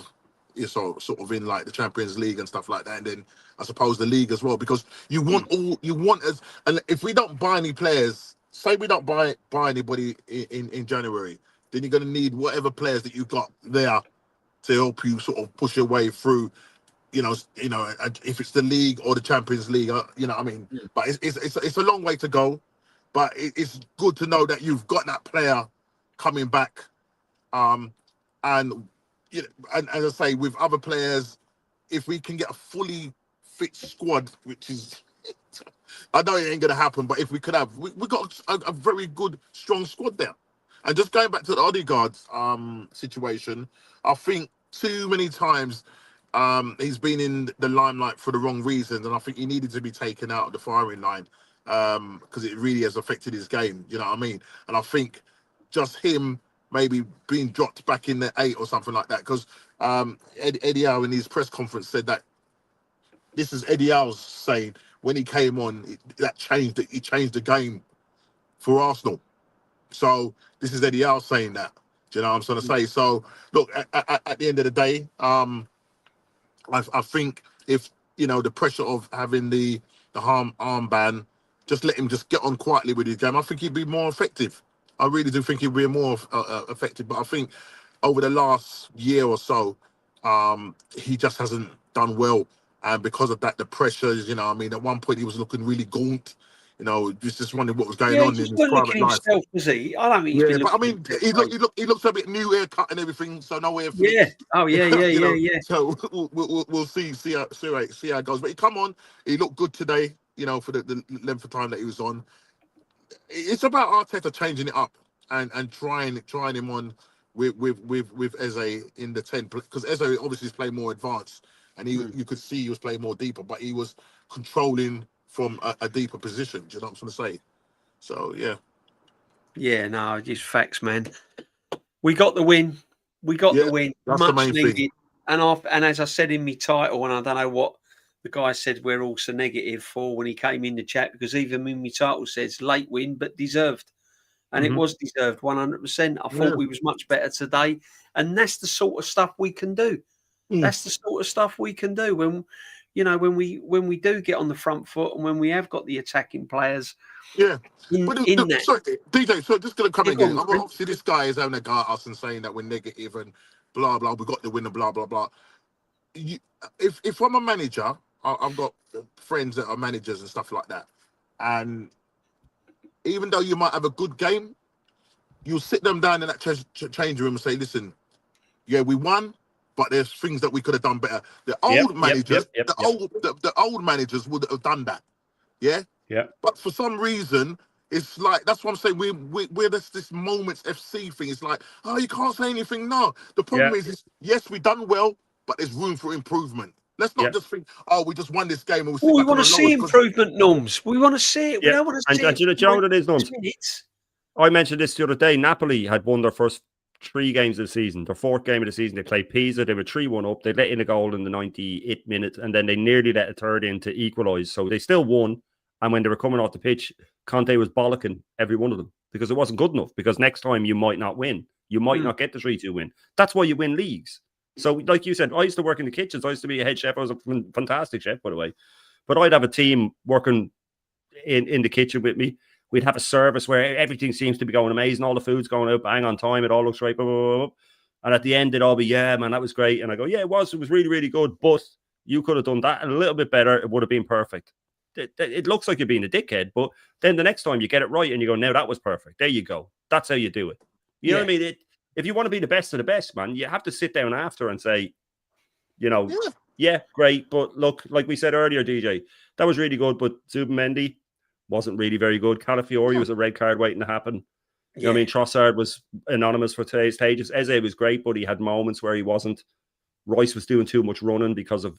There is loads of things. Mosquera looked shaky. Gabriel shouldn't have given... There's so many things, and that's just in one game. And we're not being negative. These are all things that if Marino's header comes off the post and goes back into Pope's hands, and if we don't get that corner, these are the things that's why you lost. So yeah, you're nitpicking. Again, and I repeat, this is elite sports. You want to win the big prizes, you have to get everything right. Absolutely everything right. Oh, absolutely. And we did look good. I mean, Pope made some good saves. Yeah. You know, it gave me a buzz. I've got to be honest. That first half of what I was seeing in different phases, I was like, oh yeah, this is it. This is what I want to see. I can sell my sleeping bag now if this is what it's going to be like every week, you know. I can put it in its retirement, but I put it in lockup. I wouldn't put it in retirement. No. There's still still has to come back from injury. It's got to be, you know. Let's just keep the lid on it. And even the manager would even turn around and say, "Look, you know, we won today, blah blah blah." But you know, as I said, the Zubimendi's a worry for me. I don't think he does enough. I don't think he's mobile enough. I don't think he's creative. And he's lazy. Like you said, he's lazy. I'm sorry. I've called it out. I've said it now. I can take anyone can come in the chat and tell me otherwise. But for me, Zubimendi is lazy. He doesn't do enough. He's not creative enough. That's the problem. We still haven't got the left-sided wingers sorted out. He tries Martinelli. He tries Martinelli out on the left. He struggled against Port Vale. He tried Trossard out on the left today. He weren't very effective. If you put Eze out on the left, that's not very effective. So the left-sided midfield is still a problem. Still a problem. I would put Skelly back at left back. I just think he gives you a little bit more going forward. But then we did say some positives. Timber looked brilliant, as always. And he even looked brilliant in attack. Saka was good first half, you know. So there is a lot of positives there. We need to be consistent now. I think someone said earlier in the chat, where is it? Norgard. Someone said about, does anyone know what Norgard is? Well, Norgard is basically El Neni, isn't he? Yeah. That's it. Norgard's El Neni. That's he's there to show all the youngsters how to train. That's what he's doing. Yeah, show the youngsters how to train, yes, and used in the Carabao Cup. Used in the Carabao Cup. But big up everyone. Make sure you're smashing a like. This has been amazing. So we're going to wrap it up. Shane, what you got coming up, brother? Obviously, I have the full Irish tomorrow. What day is tomorrow? Monday. And then obviously on the OGs with you two legends and Aaron tomorrow night. Yeah, we have. I feel like I have something else. Anyway, yeah, the full Irish should always be on. Tuesday, of course, the retro show last week was unbelievable. DJB won his first week. He won his first week. We will have the official vote. Guys, make sure. I'll tell you what, guys. I sent you a beaut the other day, that Sunderland jersey, man. I was just going to say that Sunderland. And then they had a couple of Hummel ones. They're made by Hummel at the moment, Sunderland. I just noticed that the other night. Hummel are making their jerseys at the moment. I've got them lined up. For Tuesday's retro. He's got them lined up. And then, I've got Sunderland lined up for Tuesday's retro. Guys, if you're in the chat for the first time, go and watch. It's on my playlist. It's on Shane's playlist. Go and feast your eyes on the retro show. We show all the old kits from years gone by. It's really, really good. Have a big up to the chat that came over the last one. Big up the chat that's come over from Dan's and me and DJB were talking after the last retro show, going, even if we never do another show, that we'll die happy having done that show. It was one of those. It was amazing. Big up to the chat. Yeah, big up the president. Darren Martin, keep investing in the future. Let them grow old enough to hope the dream and seeing Arsenal lift the major honour. Yeah. Hopefully we can. The Port Vale kit they used against us was fire for me. Yeah, they had the. Yeah, it was good. It was just had the stitch sponsor. Yeah. No, big up the chat. Make sure you smash your like. Even if you on your way out, just go and smash that like. Make sure you sub as well, guys. Would be much appreciated. Thank you very much indeed. And all the legends that have been in the chat, 100%. We keep saying it. What can we say? Thank you for your support always. It is really, really much appreciated. You know you are. Normski, what you got coming up, bro? Yeah, as I said, on with you two legends tomorrow. OGs. Yeah, be buzzing show tomorrow. Hopefully, my guy will be in there to have a go at us again. But yeah, and then obviously on Wednesday, I've got my show, the What's Going On podcast at 6:30, followed by 9:30. I'll be on the Mingle. With DJB. Yeah, the Wednesday mingle. Come on. We got some songs lined up for you, mate. I'll tell you that. It's going to be late this week, people, the mingle, because I'm obviously at the Emirates. Oh, yes, it's going to be a late one. Yeah, I forgot. It's going to be a late mingle this Wednesday, guys, because I'm at the Emirates against Olympiacos. By the time I get on the Rattler and get home from that, then it's all on there. Guys, go check it out. But it will be going ahead, the mingle, but it will be late. It might be a cut down version as well because it starts late, and Normski has to have his beauty sleep. I'm well aware of that, but no, we'll have some laughs on the mingle. It is mingles with jingles, absolutely, Binks. You know it. Mingles with big jingles. It is lots of jingles. I tuned into Northside for a bit the other day, and he was singing on there. Yeah, he was doing the. And I'm thinking, hang on a minute. That's my copyright, you singing away there. Oh, big up, man. No, yeah, but thank you. I'm on with DG tomorrow because about 4:00ish because it's normally on a Wednesday because of the Champions League. Me and Kenny will be over there. Then I'm on the OGs, and then Wednesday's the mingle. Tuesday's the retro show. Me and Shane. Make sure you tune into that. And then keep it going. But big up Arsenal. Great win. We're all happy. But let's keep our feet on the ground and see what happens in the next 5 games, 5 big games coming up. Let's hope we can win. And make sure you're subbing to these legends and smash your like on the way out. Thank you ever so much. And, love, take care. And we'll all see you real soon, guys. Big up, everyone. Big up.